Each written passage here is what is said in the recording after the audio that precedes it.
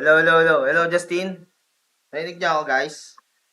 Narinig niyo ako? Narinig niyo ako?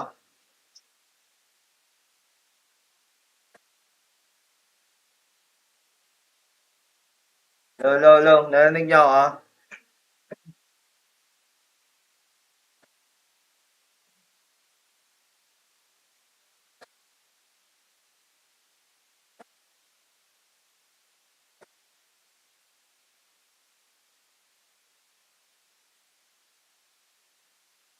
Hello, hello, hello, hello.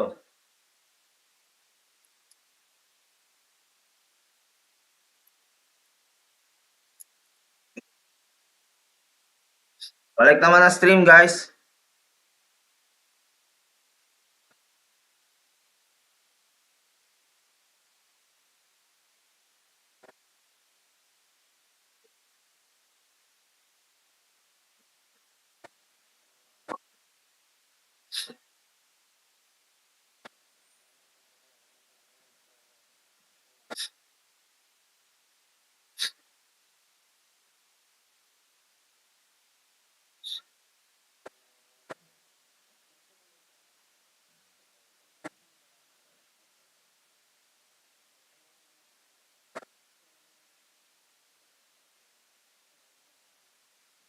Hindi ako naririnig.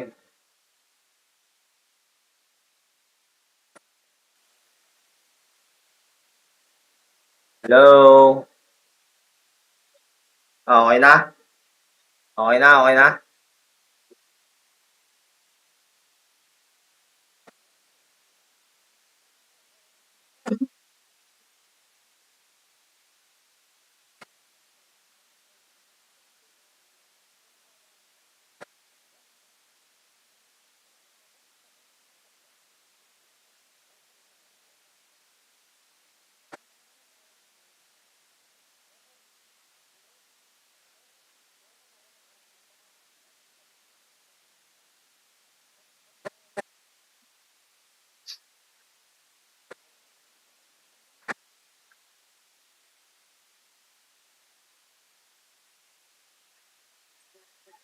You know?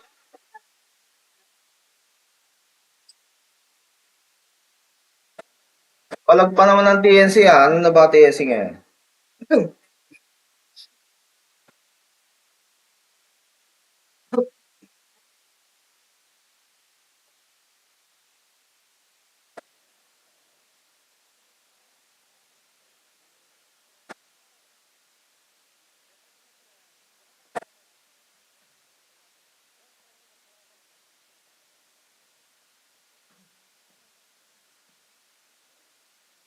Okay na, okay na?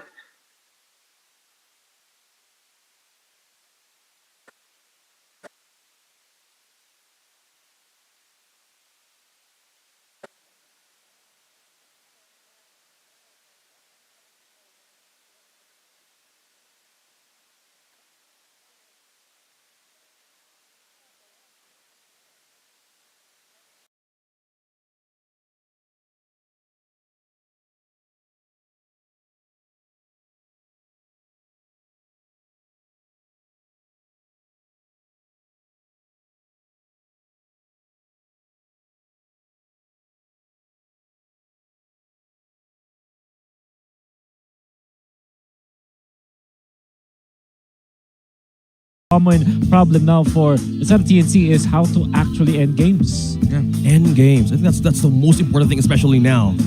Yeah, you gotta have to be firm and really find the way that you're gonna be ending the game. Specifically because a lot of the teams here in the Philippines, they know how to control the early, but not a lot of teams know how to control. Well, that's the main question of the day. But now, Renmar, what do you think? I think we should initiate a discussion right now on YouTube. Yeah, so I'm asking you, commenting right now, watching wherever you are. I'm sorry if I'm getting threatening right now, but I just want to ask, who do you think will win this match? Tune into our official YouTube streams and comment hashtag APBR and hashtag TNC with your game and server ID for a chance to be one of the 4 winners of 500 diamonds. 500 diamonds. But now, that's sweet. But here are our marshals who will officiate the match. They ensure the fairness and integrity of our games. We have Chico, Jeff, Patrick, and Wilbert. I love seeing our marshals in white. You know, before the season started, they actually thought of wearing red, but then they realized, we look crisper in white. Yeah, they're clean. Let's meet the players, AP Brent and TNC Pro Team. Yo, sisimula na.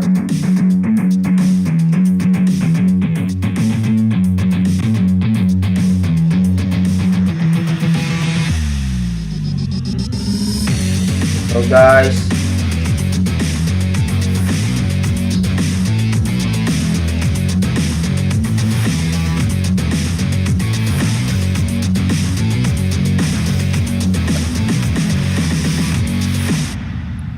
Malalaglag na naman ba TNC? Winning just one game today means one thing.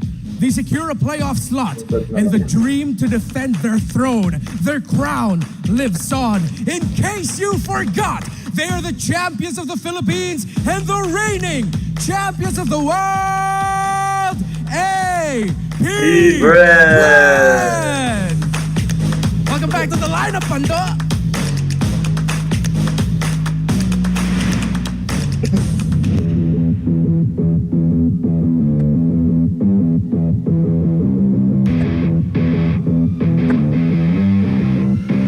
Let's go!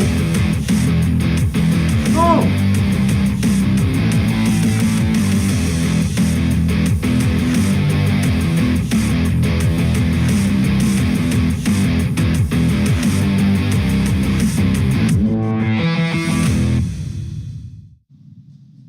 To put it simply, if they want to make it to the playoffs, they need to win now.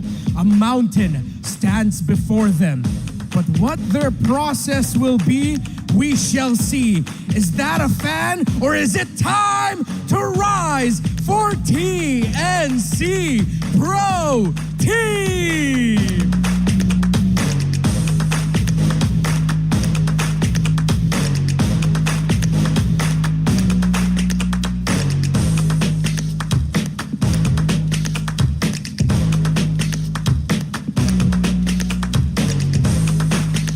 Welcome our coaches, Coach Ducky and Coach Ben Things. All right, MPL Arena, welcome to week 5, day number 2. It's AP Brand versus TNC.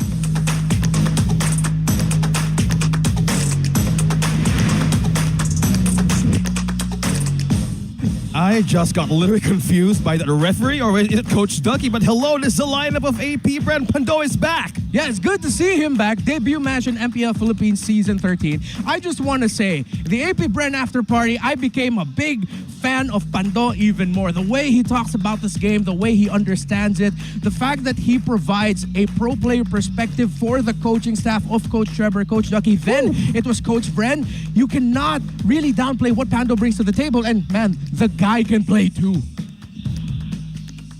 And now they're going to be facing up against TNC Pro Team with Nomad, Ryzen, Hatred, Heads, and Super Yoshi.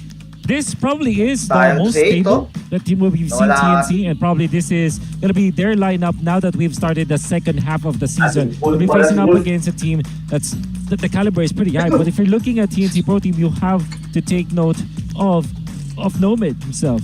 Well, we have always mentioned how good this guy is, but I think that in the past games for nobody that there has been like an identity crisis for him, whether he will play the roam or playing the gold lane. But now, as he has stabilized with the gold lane, I think now we can see how good he really is. Now it's gonna be difficult though because it's gonna be facing up against Super Marco. I think that's the main word for TNC, stabilize, and how to maintain that consistency since they found this mix to actually win games. Look at our head-to-head. Look at this Justin. fewer shapes left, and they can still hold everything in blue. Yeah, AP brand, the fact that you're seeing way more blue get filled out on their side of the screen just means, well, you know how much they control the objectives. You can see it in the results, how they played the game. And right now you see two players on your screen that onto Few and Hatred. And we already know what Few brings to the table. I have to say, if TNC were a team that won a lot this season, I feel like Hatred would have been the most standout player. I loved how this man plays, how he plays in the game. He's not afraid to be aggressive. Sometimes he's even setting up for Super Yoshi. That's how brave Hatred is in the mid lane and how important he's been to the success that TNC has had in the early game. Playmaker, J. Lord Gonzalez. What don't you think, Wolf? Yep, definitely. And not only that, he's also a guy who can play so many different heroes. Already played 7 different heroes across all the games that we have played. If you compare that to Mr. Few himself, we know that he also can play a lot of games. Look at the Infinix keys to victory. First, for AP Brand, you're very excited about this, Redmar. It's Pando. Show us what you got. And one thing I want to also highlight about Pando is that all of the managers that I've talked about and the coaches always said that Pando is always game ready. No matter what happens, he can be slotted into any kind of role, actually. Typically in the XP lane, but no matter what happens, he can play, no matter what day it is. And now for TNC, don't be afraid to take risks in the late game.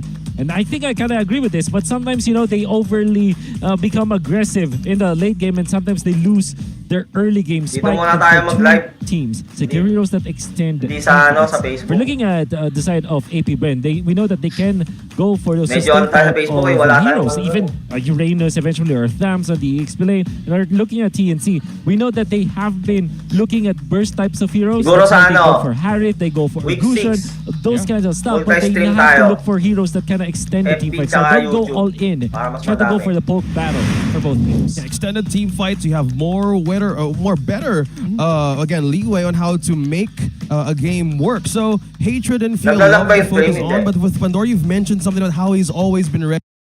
We've seen Pandora all throughout. He had even a world tour last year and he's still ready despite what happens today. Yeah. Don't forget, the man was part of the roster. He's a world champion at that. Hello guys, please like the stream guys. About Pandora, the last time he played in MPL Philippines, I can't remember if it was season 11 or 12, they slotted him into the lineup. Yep. And he got the MVP of the series. MVP That's right how away. Ready he always is. That's how ready Pandora is. You can compare him to a Boy Scout. Right now, if you're ready to take on the goodies, MPL Philippines live stream viewer rewards are now available. Come and watch MPL Philippines match on TikTok to join the goodie bag lottery and be one of our winners. Next week Go to siguro, TikTok. next week. Step Sure 1. na yun, Go sure na yun, to sure the na yun. MPL Philippines TikTok channel. Step Sure 2. na yung giveaway. MPL PH _official, parentheses. Step 3, click the official live stream. Giveaway Click the top right corner sa to join the goodie bag lottery. What step is that? week 6. Step 4. Total week 5 na ngayon, That's di all you ba? need to do. Look for the goodie bag Next right week. before the base breaks. Yeah. So usually at this side? In this side. Yeah, this side. Next week na yun. Wolf, do they have the power tap to win? I think so. Yeah. Because I haven't done that and I haven't won. So probably that's the step that I'm missing. Yeah. But I don't have enough diamonds for the power tap.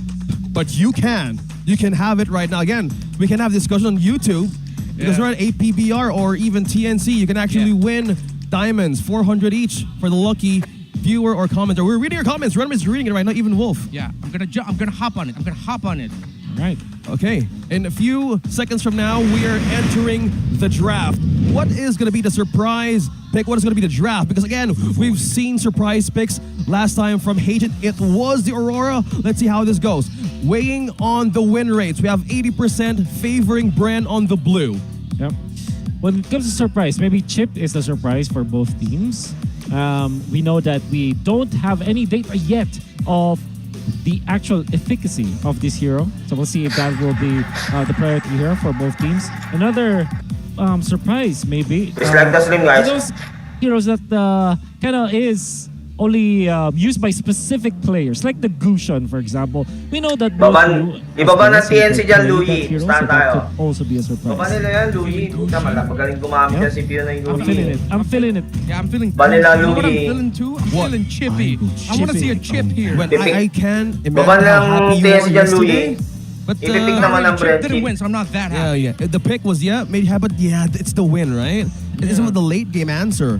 So it depends how they do it because they ban out the Arlet, the XP. It has been a viable hero to everyone, especially for Okay. teams such as RSG. So what's been the first First pick pick for Louie AP kaya. Fire Mist comes to mind for AP Brand. They always like that hero. Yeah. Angela is also open, so that could also be the choice. But seeing as Louie is the top mage for now when it comes to like the flavor of the week, that could also be the priority here for AP Brand. So between Louie, maybe even Baksha perhaps, and Faramis, those are the priorities of AP Brand. No, let's see.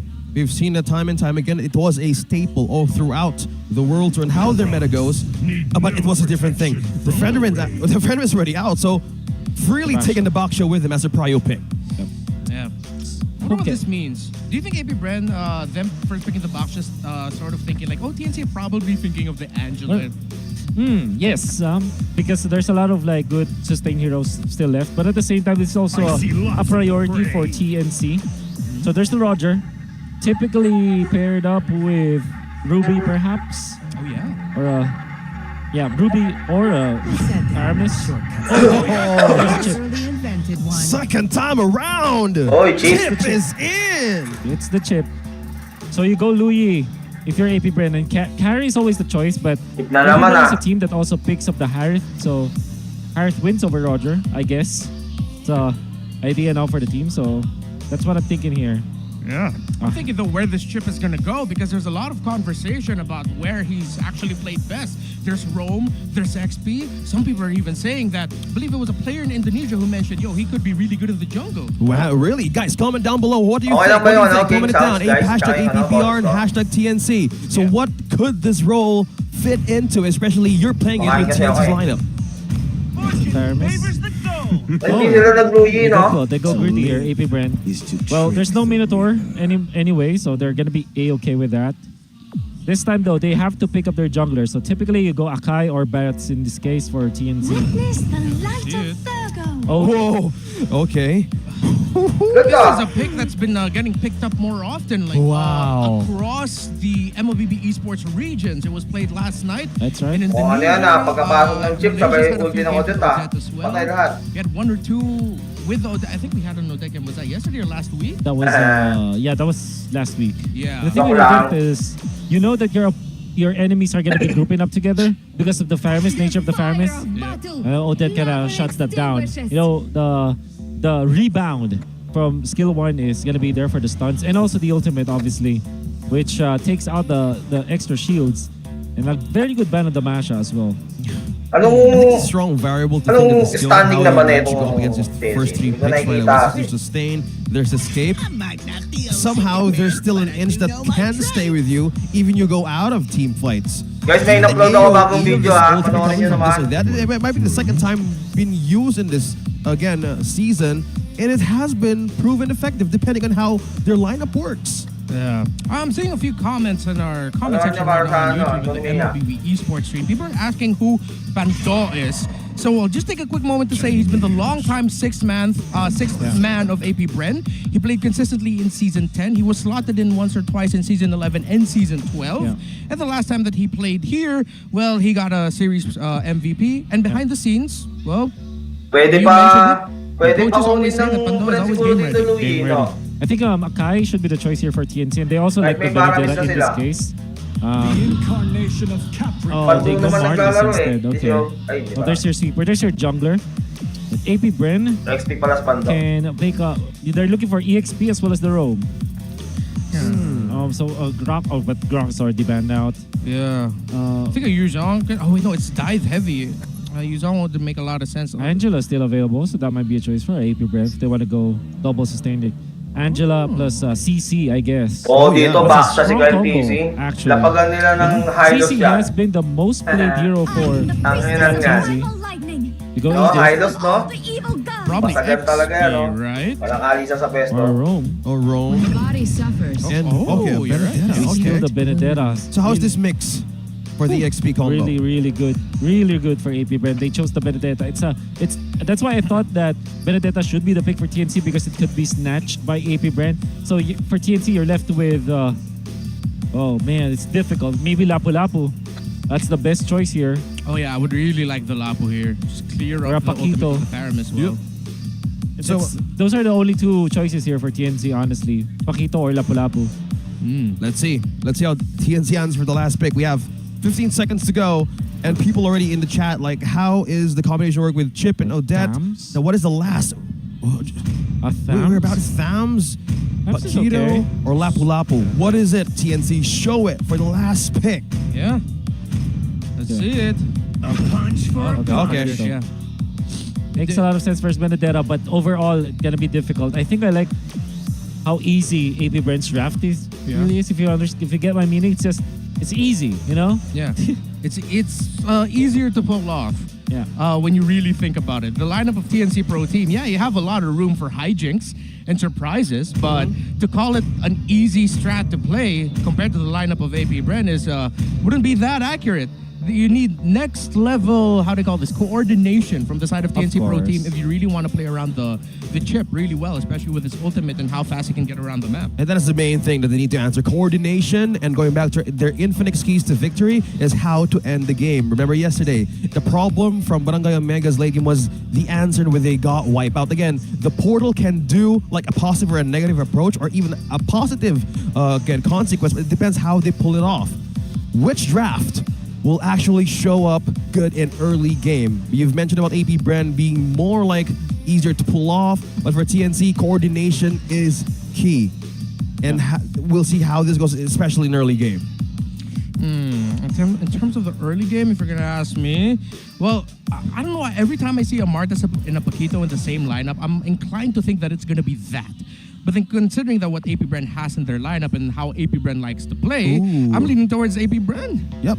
On a lineup rating of 5-0 flat. Yeah. This is Baksha and Edith. Super, super strong. And we're seeing some of the... Okay, that was a graph version of the index, if I'm not mistaken. Bless the index. I missed the index. Yeah, whoever made that index is a very smart person. Yeah. Yeah, giving us so much knowledge. Shoutouts to the developers for that. Yeah. Yeah. Amazing, amazing. And we had the last look of our draft, and we're heading to game number 1. It's AP Bren versus TNC. Oh, it's 1 minute and 7 seconds already? Okay. Wow. Hell of a welcome to us. Already we're here. Just to quickly sum it up, both junglers at level 3 finishing their first rotations. They both got in their buffs without a problem, it looks like. And yeah, we're just gonna be chill. It's lethal ignition for this Benedetta though, so it's gonna be the really painful Benedetta that we're gonna be seeing from Pando.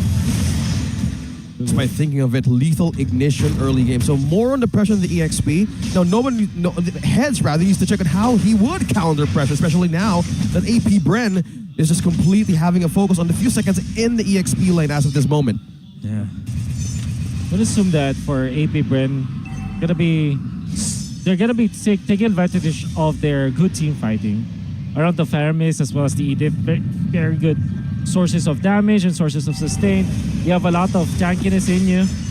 So this is where TNC has to decide, how do we actually team fight? We do have Odette. Yeah. Oh, but do we have the setup? Oh, Heads. Wow. Okay, so that's a quantum charge, Paquito. Yeah, already looking for heads. Meanwhile, another head might fall in the middle lane. Nope, Super Yoshi already forced to use the flicker out. So he's safe. Yep. But AP Bren have to watch out for heads because he's looking for him right now. Meanwhile, up top, gold lane action. Nomad versus Super Marco. A little bit of a duel, scratching, clawing, just shooting each other. They're both okay too. So, first turtle of the Ganda ng game. skin It looks na like yan, AP oh. Bren might... Edith, Let's see if they'll let this go. ganda ng bago skin, no? They will. I think they don't. I think they're still willing to go up and head to head. That's Ganda going to be a big mabuti, knockout Chip. combo on two. Super Oh, Yoshi ay, is the kailangan ruler of mabuti. TNC down. Advantage for AP Bren. They lose their chip. I don't yan think they ang want to commit into mabuti this agad. anymore unless heads will try and pull something out. A big knockout strike. combination coming up from this Paquito, but no, it's open with a flicker and the onward and the combo. Tangina, That's a kill nabura. onto the Paquito. Hatred with an ultimate, though the Twazong has been used, but there's no more retribution, but it's still going to be the Benedetta that secures the turtle. And the next kill, Ryzen, is he going to be able to get away with the back? Puta, niren pa, bilis magsalita ni Of the Red Bar. Faramis. Here comes the shortcut, the ultimate of the chip. And just like that, TNC gets a kill back, but that's a big win for APB. Massive win for sure for Bilis AP. They magsalita get ni Red two, Bar, then they get ayaw. the turtle afterwards. karltzy didn't even die, and or TNC, they've started the fight way too early and have lost Super Yoshi too fast in that game as well as Heads. But I mean, losing Heads in that particular clash is kinda really the problem down for TNC that they have to take care of, because the Paquito is the one that has the biggest I would say job at this point to kind of take out the backliners of AP. Especially when pops the ultimate, somebody has to stop that Edith. Yeah, not just the biggest job, he has the biggest Last ni Ogwin mag-edit eh. Okay. Oh yeah, of course, job and 8 out of jab. 10. That's Sa palit 8 na out of 10. ganun. 8 out of 10, but there was a big look of disapproval from Wolf there. Slowly getting the rating from Wolf. Oh, Oh, meanwhile, Grand Theft Purple, karltzy steals away the purple buff of TNC Pro Kung Team. bumabak siya yan, Ryzen lalabanan trying to ko get na something ganyan. back, but that's nothing. AP Brand taking control quickly. What to expect? This is what to expect from them when they have a Baksha in their lineup. yeah, the Baksha that freely rotates around the map. You have that sustain, you have that slow, so they have more ways to actually utilize how they wanted to take the camps right away quickly. So we are looking at a small growing lead from AP Brand. We're on 26 seconds Puro for the dapat next hook to nag-Johnson show up. sila. And the Nakakapasok pressure ba yung from Johnson AP sa Brand ano? we're seeing is all about the Tao EXP din lane, ano, how to Chip? even slow down heads. Baka I think it's the nag-Golden Chip, most important makakapasok factor kaya since yun. how they Ganda started sana that nun, ano? early charge in lalabas the first sa objective. sasakyan. Meanwhile, up top, Super Yoshi trying to May pull in nakaisip na masarap spot. nun. Super Marco. Oh, Yoshi might get punished here because here comes karltzy with a health shortcut already committed to. Here comes Heads coming in through the portal, but it looks like Baliw they're natin able to yung get a ganyan kill. mo. That's going to be a Ano? pullback by Few onto Heads. Alam Will na Heads be able to get away? He uses the flicker, but AP Brand are going to be pushing forward. They don't get a knock up onto there, but here comes Tater with the Swan Song. Pando under tower finds a Paquito. Ryzen fighting back 3 members of APB, and with that little bit of zone now, TNC Maganda gets a siguro kill yung onto the ano. Benedetta. But that siguro looks like yung even Odette, Stevens pinalisan nila ng as ano, it is an Tigreal. EXP laner trade. Tigreal. 1-1. Any kind of- 1-1 any kind na AP set Brand. They na had pa. know quickly how to respond. Kasi ano eh. And TNC, I think they know how Trying more to likely to Odette go eh. inside and out of, especially T5 with this chip Nananakap around. lang si Odette eh. Not too bad, Pag definitely nanakap for lang, kaya nagdala, wala TNC. na. At least evening it up. And already seeing the strength of the chip. You can see that it looked to be a clash where AP Brand could have taken out Super Yoshi easily. Umalit na but kaya ako dyan. We're tanky Ako na enough. mag-coach. Your teammates can just back you up, and now we can see the strength of the Paquito. Paquito can just Guys, mag-stream kaya ako raise the Night Pro. silence, but Hatred is so low. Already going to be forced to use the Okay. ultimate just so he Guys. can somehow get a kill. He doesn't get the kill onto Few. He's able to get away. The mid laner of AP Brand. That's going to be Odette going down. And now Oaken already forced to use the ultimate of punishment by TNC Pro Team. A little bit of a win for them. And they might be able to use this little bit of momentum to get advantage in the turtle. Heads and Pando in the bottom lane. But here comes karltzy. Heads, will he be able to get away? Super Yoshi's here for the assist with the conceal. He That's a gets portal. the stun. The portal as well. Just like that, more members of TNC come in and they get a kill onto karltzy. Bibinigay Oh, about bibinigay yung that. kill yata The yun eh. strength of the Ryzen, chip eh, that we're kaya talking hindi about. na- I mean, like, Hindi na you're gonna look at the ulti chip eh. there. There's no heal that's gonna come out from that hero, but then Ay, di the nag-ulti reinforcements si were Ryzen, there. namatay ako. Okay, Super Yoshi brought really low. No roamer here for TNC Pro Team. Could be costly for them. Ryzen in a good position to get the turtle without a problem because karltzy's way too far. Unless, nope, TNC Wala mo nga. gets it. So they are fighting parang back. good lang Phoenix, Army, AP Bren. They're not in complete, total control of this early game. Wow, and it just says that how Super Yoshi managed to pull in a party right onto the bottom lane. Doesn't need any sustain, doesn't need any heal at all. He has this passive just eating chips, completely roaming around freely and giving everybody information. Yeah. You know what? I just want to say that Chip's ultimate has a perfect name. It's literally a shortcut. I just love how he looks. Yeah.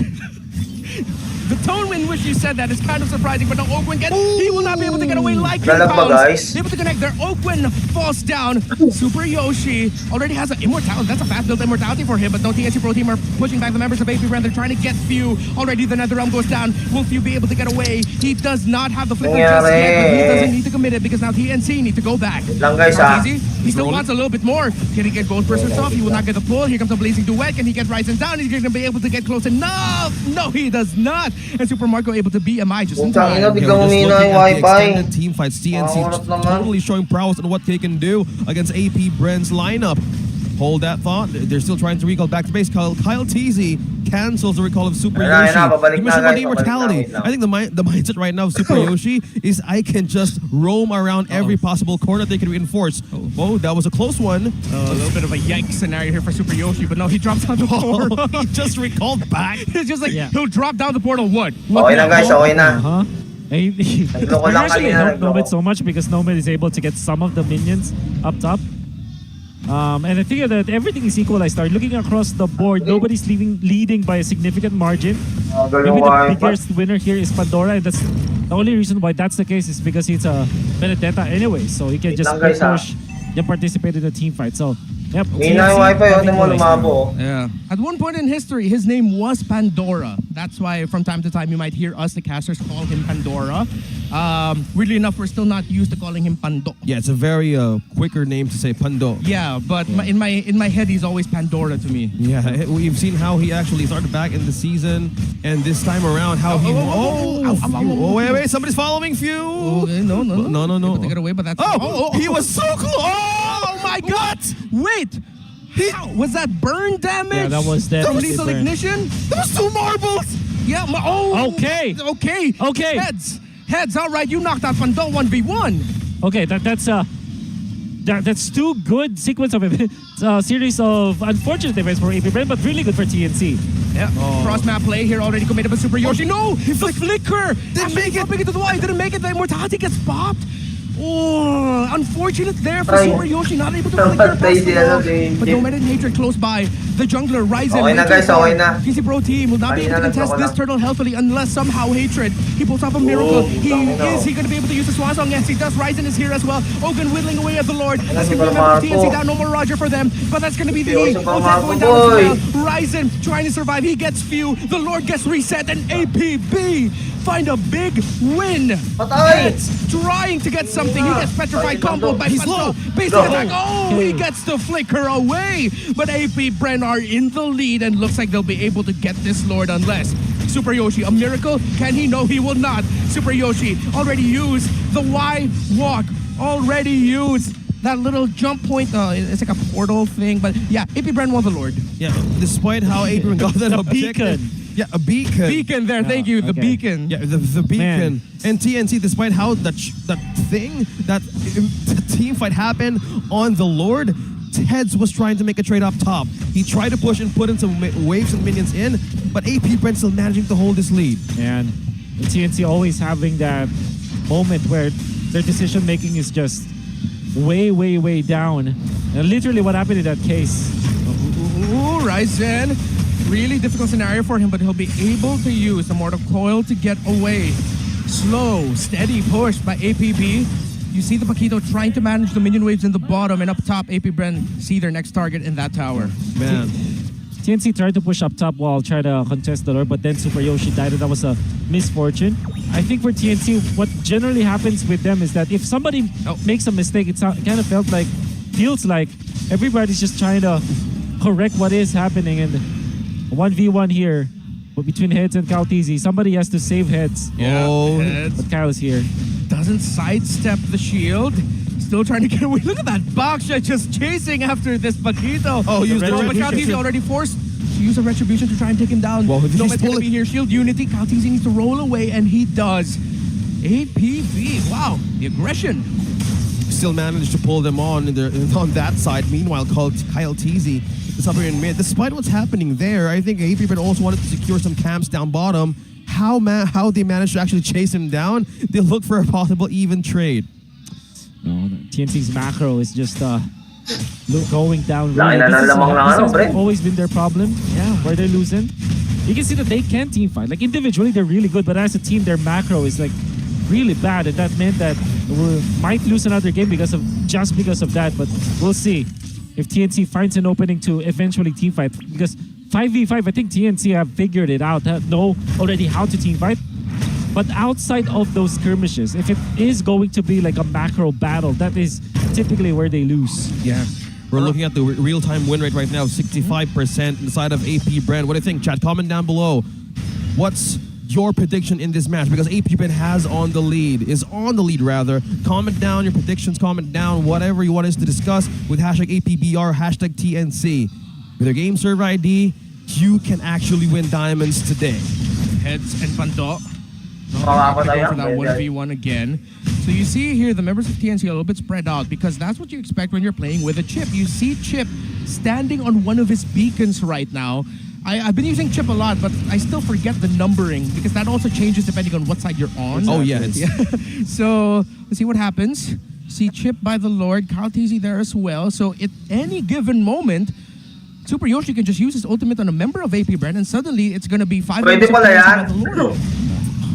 Completely a good way to respond in the party. Speaking of which, this could be the actual party. Super Yoshi, and he's the only one. Let's see if he got stunned. Oh no, okay, here comes the portal. It's the members of TNC coming in and sun, just like that. And here comes the massive blazing duet coming from Super Marco. Super Yoshi, Immortality gets popped, but that's going to be Hatred getting popped. That's going to be Roger getting popped. Nomad down. That's 2 members of TNC down, making that 3 double kill for Super Marco, but that's going to be a kill for Heads onto Super Marco. Ryzen gets found out by karltzy. Can he get Heads next? Because APBN has already gotten the Lord, slain there by Ogwen. APB countering the TNC chip portal really well.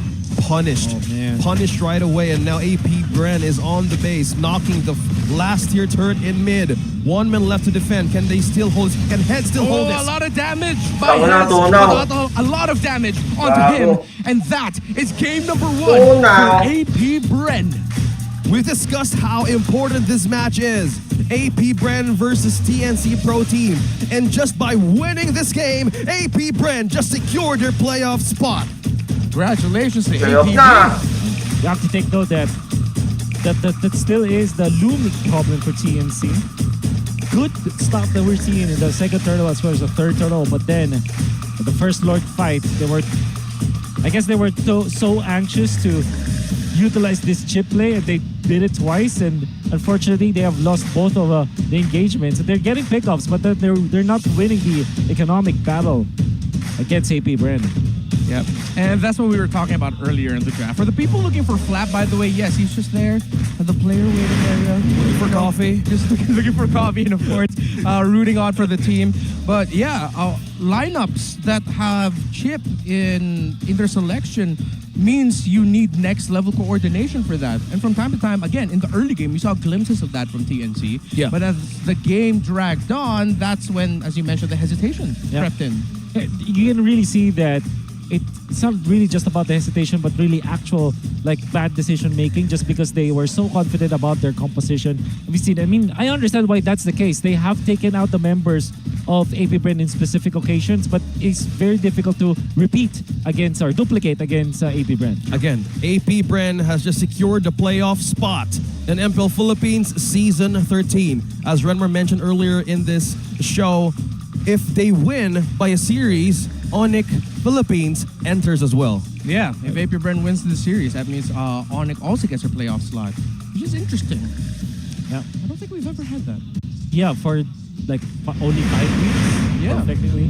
It's a combo that we're about to see today. And our MVP with his debut and the pick of the Benedetta Pandora, or Pando, is our MVP. See, told you. I am tongue twisted. Yep. Now let's talk about the important stats and important itemizations from the team 2, 2, and 4 for Pandora. And also winning the macro ball, actually ushering the macro win for the side of APBN. But we all know what the strength of the Benedetta is, and Pando just showed us how good it is in the side of APBN, where they always try to win the macro game. And we are going to see it through the highlights for sure. One thing that you have to take note when you look back at this game is the way that APBN was able to manage the side lanes, and it's mainly because of the Benedetta. Let's look at some of the highlights of the game. The first one, Super Yoshi being taken out. Hatred had a great game this time, and TNC are getting pickups. However, when it comes to the important objectives, they will lose it. First try. Then there's the introduction to the chip that we've seen. Nomad going back up top.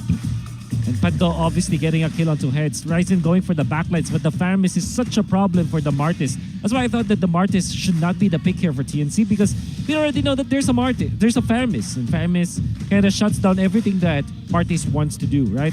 Dealing the damage, obviously getting a chain of kills, and Ogwen punishes him for that. Now Super Yoshi being taken out easily here. The Faramis ult as well as the Blazing Duet already are big problems for TNC. And the thing with the Chip, you're utilizing the shortcut is if you're not that coordinated, sometimes you don't wala to the pang panalo yung portal Chip, at the same time, which means that AP Brent can just punish you easily. So a fraction of a second hesitation when utilizing the shortcut means the world. That's why Chip is a hero that's really difficult to pull off. Props to TNC for trying it out, but AP Brent just nullified that totally. And let's look at the other important stats here, like the emblems. Lethal Ignition that we've seen from Pando, as well as the Master Assassin in combination with the Fighter Emblem means that he will deal enough damage. And if you're looking at Hatred, also with a lot of damage in this game, one of the players to look out for, definitely for TNC. Picking up the Odette third in this game, going up against the Faramis, makes a lot of sense, but in the end, it did not have the necessary supporting staff that he needs. I would assume that if you're going for Odette, instead of going for something like a Martis, you go for actually a Kai or the Barretts. But Barretts was actually banned out in that particular game. Maybe a different one. Let's look at some of the other important stats here. Ryzen took the most damage, as he should, as the utility jungler. karltzy having the most assists, but obviously the carry of this game, Super Marco, dealing most damage and farming a lot of times. I think he only died once in this game. But that's besides the point. The thing is, the entirety of AP Brent paved the way for Super Marco to have so much impact in this game. Let's look at some of the damage dealt here. Super Marco with the AoE of the Claude, as well as karltzy being very active and very aggressive in this game, meant that he is going to take the top 2 spots. But Hatred himself dealt the most damage for the side of TNC. Damage taken, obviously. Can expect that from... Could have sworn that you'd expect that from the Baksha, but then Ryzen on this Martis is the sole frontliner for TNC. I mean, you can argue that Super Yoshi is also frontliner, but because it is a roaming chip, you don't have as much damage. And then we're looking at the overall GPM of AP Brand. It's much better compared to TNC. I'd also like to commend Ogwen in this game, and the fact that they picked up Edith, and I think that it's safe to say that Edith is actually back, ladies and gentlemen. She's back. She's like a 1,000-year-old elf, right? That's true. Yeah, because more than 1,000 maybe, because it evolved from medieval time to mech time. You know, wow. Think about it, right? Okay. What a lucky elf! Yeah. What? She saw generations, man. Eons. Like, eons. Like, wow. That's the lore, guys. I wish we could live that long. Call her Freerin at this point. At some part in the Philippines, Leo Kabangay is angry because of the way that we invented the lore. Big lore guy. Yeah. You know? I'm pretty sure the next time that Leo's on this desk here, Guys, yung Bren, he always does. Yeah. na-secure niya na yung playoff spot. Yeah, they just need a letter R to complete it. And that is just AP Brent. Bren just secured the #1. playoff spot, For the guys. debut of Pandora, man, seeing how the Ogwen initiates with the Edith, man, how he actually calculates that flicker onward. Just three is players completely taking- master. Yeah, on how he makes it so perfect. It's some really cool things that you see with Edith. Like, they'll literally be facing away from who they want. Let's say that the target they want to use the onward on is behind them. Yeah. They'll the Earth Shatter. They'll Earth Shatter in front, then flicker back. Yeah. So then it perfectly lands. I think we saw Ogun do some of those weird angle Earth Shatters. That's as right. well. If I'm thinking about like weird Earth Shatter like angles, I always think Light and Baloyski. Oh, yeah, Shout out of course. to Baloyski. I think they're gonna be playing, or they played yesterday, MPL Indonesia, and then of course Light. That's one of the few players that we can say that have mastered the Edith so much. Oh, for sure. Flicker onward or the backflip onward, and also Ryota. If you remember, Ryota is also really good at that hero, but he plays it in the EXP lane from way back. So some throwbacks. Yeah, it takes a lot of precision to actually do that. For sure. Even me, I still practice on how to make it work. Again, Pando is back. The last time Pando played in MPL Philippines when APBR swept TNC last season. Pando played Paquito twice and was recognized the back-to-back MVP. Oh, that's what I was talking about earlier. Yeah. Exactly. Paquito game. See? Yeah. Pando always ready, man. He always ready. He's always game ready. Put me in, coach. But yeah, that is very true. When I talked to their manager, shoutouts to Banks as well as Ducky, their coach, they said that he's not only game ready as the EX play, but also ready to fill up any role. Wow. Once because he always has to be ready because some things happen, in a professional scene. Maybe few will have a bad stomach for that day, then somebody has to take charge, and Pando is actually ready to fill that role. Yeah. So they say. Pando really filled up the game in the first game of the day. Now, with that Infinix GT series, he can outplay the rest. Brought to you by Infinix official sponsor MPL Philippines Season 13. Be unstoppable and outplay the rest, similar to what Pando did in game number 1 with the Infinix GT series. Yeah, amazing phone. I wish we could get our hands in and be like Pandora how he plays that. I thought at this point you'd own like 10 Infinix GT series already. Oh, He seems like the type, right? He seems You like guys the are type too. that actually owns Infinix. So. Oh, I wish. Wait, like, you don't own Infinix? I wish I Not owned yet. Infinix. If Oh, I- not yet. if- Oh, that makes sense. Yeah. Yeah. So it's Not amazing. liquid yet. Just have to move the money around. Yeah, that's it. That's how life works. So, Yeah. Didn't they make that TV series Succession because of you? really? Yeah. Man, thank you so much. I didn't know you would actually notice that. Yeah, man. I was watching Succession and I was like, oh, that's so OS6, man. Yeah. What's your story? Thank you, man. This. Can't spell franchise without Francis. Yo. He's rich. Yeah, no. Actually, these two guys are. No, we're not. Been here first. No, we're not. It's him. Yeah, especially that Not guy. true. Now, as we wait on for the next game in the draft, let's throw it over to Mara and Hans. I believe there's something cooking back there.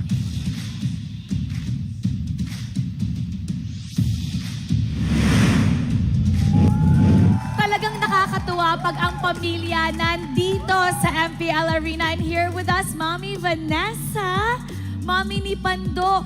I hear OFW po kayo? Opo. So, how long are you here in the Philippines? 25 days only.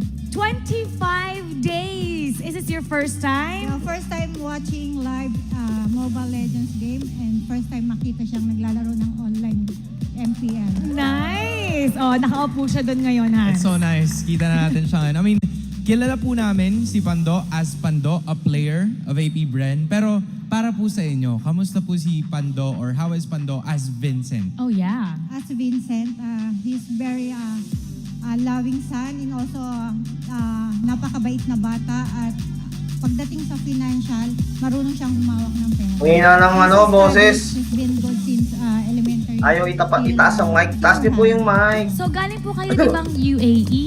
Yep. So, paano niyo po sinusuportahan si Pando halfway across? Nanay ni Pando. Lagi Sabi ko na yung ako nanay ni Pando. present sa every games ng Brandsport. Even in the amateur games, I'm always in there in the live stream. Kahit zero knowledge ako sa MLBB. Kahit Mahina talaga hindi yung ko boses mga ng nanay ni character Pando. or what the ML heroes. Basta tinitingnan ko lang doon yung score, yung ikot nila. Then pag nabasag na yung tore, di panalo na.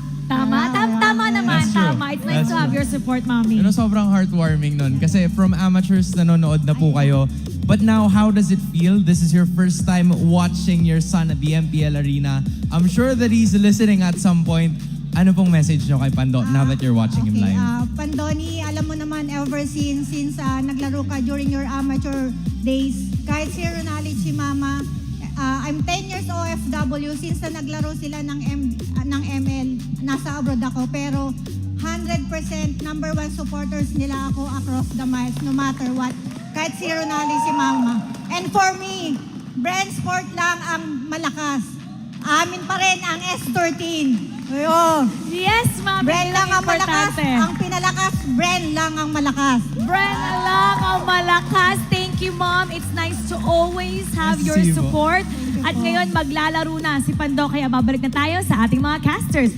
Mommy, do it with me. Casters, Caster, pasok. pasok. Thank you so much, guys. And that was Pandora's mom explaining that this is her first time attending the MPL Philippines match watching APBR. She has been away across the miles and has been an OFW. Shout out to all the OFW parents out there who's supporting their children everywhere in the world. And now she's here supporting Pandora right in front of the stage. W mom. That's all I gotta say. That's a Yeah. W mom right there. Yeah, you would see that this probably is the reason why Pando has been very, you know, if you look at him, he's a very nice guy. He's very lively, cheerful kind of guy. The charisma is there. He's always just joking around, but he's also game ready all the time. Like, his level of play is actually pretty high, and then his in-game knowledge reportedly is also really high, and he's always regarded as one of the most important pieces in the championship of APBR. And probably the reason why everything looks so light when you look at Pando is maybe because it started in their household, you know, and the way that he's being supported by his family.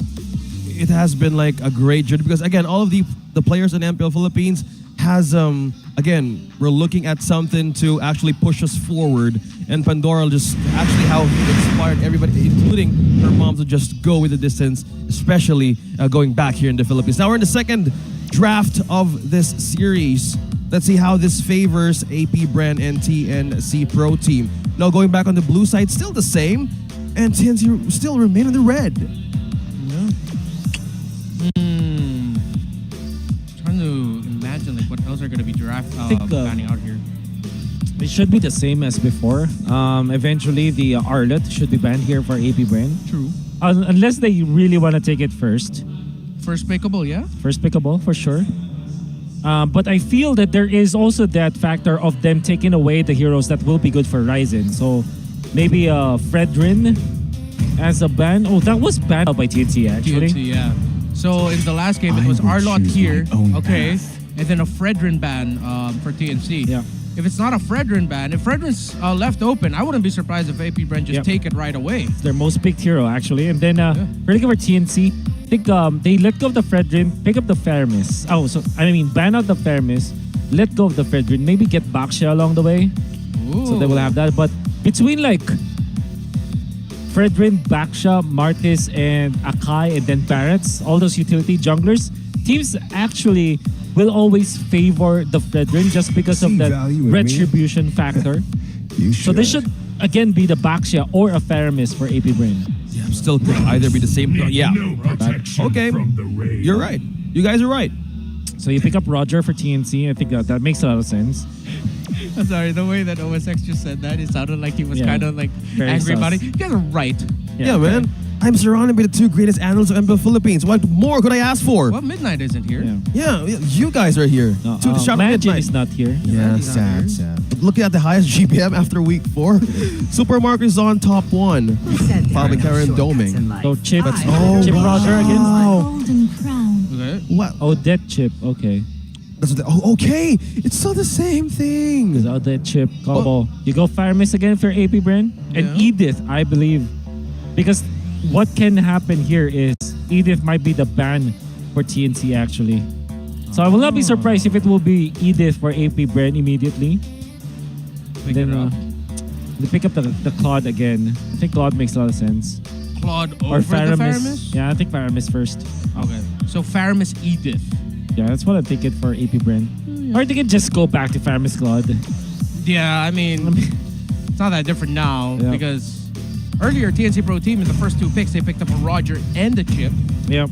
They just brought up the Odette much quicker now. Yeah. Let them come. Let's see what route they'll He go will through. only make your Oh, they blade rushed the sharper. Benne. Oh yeah, nothing changed. It's about all the sequence in the first phase. So, is there supposed to steal the fact? Oh, okay. By the Barretts. I was just going to ask the factor, but now looking at the Barrett's pick as well. Nakachip na naman Is sila. one better way with the same 2 picks? Nako, nakachip na It's naman. Magluluyin na to. I think picking up the Magluluyin na to, Barretts ano, is much better. Louis It's Chip. easily gonna be banned out. I do like the choice here for APBR to pick up the Benedetta immediately. And maybe a Faramis ban here for TNC. Hindi nga na nanalo chip ngayon eh, kasi A lot of masyadong ano eh. problems. Given a lot of problems for side of TNC. Anticipated kung saan And, mag-holding eh. I mean, like, if you're looking at APBR, this might be another Pero may ano dyan, may another discrepancy assassin kasi mage game for few. Knowing that the Odette is available. So if they don't pick up something like Lilia, I think that they will just go for something like Gushon or Ba't hindi even, nila gawin yung ano? I'm really liking the Julian. I don't know why Pagkalugi teams sila. haven't been picking that Apat up. yung Oh, yeah, mag-ano. missed that guy. Apat That yung might be the mag-split. pick up here. And yeah. Tapos Just yung imagining having chip the lang yung skill ano, nagpapakita Ethan ko doesn't mga. have. He needs not to wait at level 4 and you get a spam right away. Knock up, so you have the way to poke out at the Odette. Could still be an option. Yeah. And Carry. back when Julian was a high priority pickup, Few Yeah. was one of the top Yes. players of that in the mid lane. That's right. Taking carry here for TNC. Don't need to. I've been waiting for Okay, too there it long. is. The carry. Yeah, she's been waiting for too long. Now Yeah, she's finally getting Yeah. Oh, I hope you're happy, Kairi, because yeah, TNC just picked you. Edith still makes a lot of sense here for AP Bren. But then this is Ogun that we're talking about. I mean, he can play so many different heroes. You can even go for Rafaela, honestly. Like how Ogun likes that. Rafaela plus the Claude. What Or about Angela, actually. What about a Diggy? A Diggy. Too much? Yeah, I don't think they need it though. Yeah. Oh, Angela as well as... Yeah, Angela and Edith makes a lot of sense here for AP Bren. Yeah, I agree. Yeah. So it's a really good pick. So mid lane Jello for few. Oh. Okay, so Louis. Yep, they have done it again. Okay, beat macro with macro. Yeah. Imagine having the greater coverage. I see Chip even yesterday as kind of like a Luoyi, but has more access in the portals. But this time around, I don't know. They have been doing good with this Luoyi Wolf. Yeah, I think a CC might be inbound here for TNC. Not banned. Obviously, if you split push with the CC, you can just get into the fights with the Chip ultimate. So Yeah. 100% a good combo eventually. Yeah. I like that idea of a split pusher EXP type. Exactly. And maybe a Thams if... yeah, I'm thinking... Oh, actually, Terizla could be good here for TNC. All things considered. But yeah, obviously CC's top. But Terizla might be the sucker punch here for TNC. Well, let's see. I was thinking the same thing, but It's a CC. yeah. CC would be much better because I feel like if they rocked with the Terizla, it's gonna be super dependent on Super Yoshi to really maximize shortcut. Yep. Because the Terizla, he's gonna be stuck trying to manage the lane, or he's always just gonna be with the majority of the team acting as like the secondary roamer or tank. Yeah, I get what you mean. We'll see. Okay, now we're looking at Ooh. the lineup rating of AP Bren and TNC. Okay. About 2.49. Looking at the early to mid game potential, AP Bren has more window against TNC. The lineup rating for TNC is 2.49 versus 1.6. It's actually really high. I'm actually surprised that that's the difference. I would argue that this is actually pretty even between two teams, especially because this Louis Edith, there's really no threat for that kind of combo. And honestly, there's no hero that can take out Ogwin easily here in this case. I guess if you can argue that the carry deals true damage against tanks, so that could be good. But you know, they can just turn it around. So I honestly feel that this is pretty even. It's gonna be dependent on just the execution now. Let's see how this goes for TNC Pro Team. It's the second game Like a of stream, the guys. first series of the day. Let's see how they push forward to make this a game number 3. This is the most important weeks that TNC Pro Team needs to do and even to win to enter the playoffs. You can see two purifies on the side of Okay the na, okay na. team. One on Smoke Hatred, na. one on Nomad. I like that they decided to pick that because Pando will be a problem for them as the game goes on.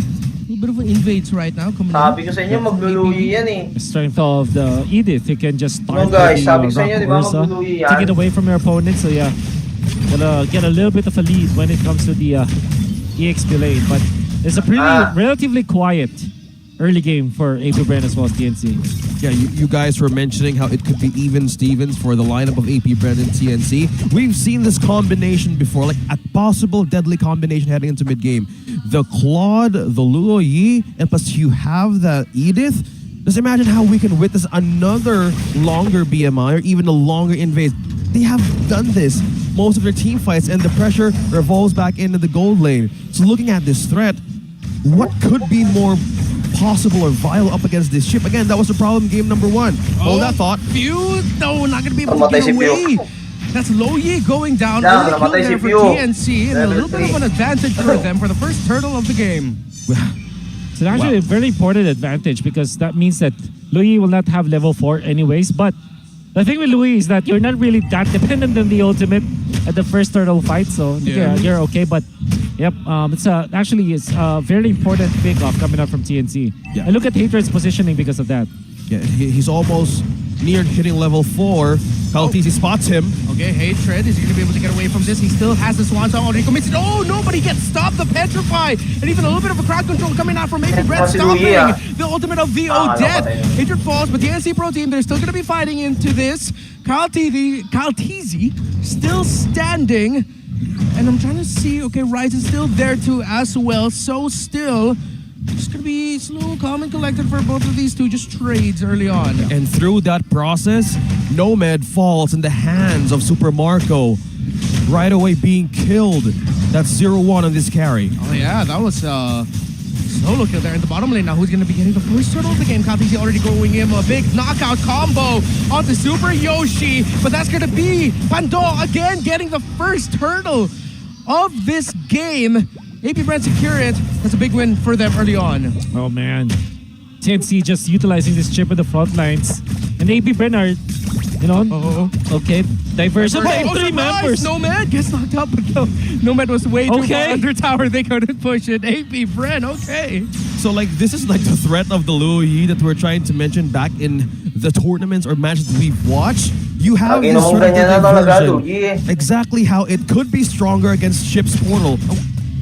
And that could still be a problem for TNC. If that is the pressure that AP Brent wants to do, they need to be ready with their defense as of this time. I think for TNC, you can really see how they planned this chip play, but it seems like going up against AP Brent, it's not working, because what AP Brent is doing is that once Super Yoshi shows himself, they just go upon him. Like, really waterfall all and flood him with all of their abilities and take him out as soon as possible. Heads in trouble up top. Surprise. Oh, but Ogun missed it, but he lands an Earth Shatter. But he's not going to get that onward. Pando going in with a full Collecto final blow. He doesn't use the Petrify, and he backs off. Okay, AP Brand, we see what they're trying to do here. Right now, what it feels like is AP Brand, because of the lineup that they have, they're just out-rotating TNC. Yeah, for sure.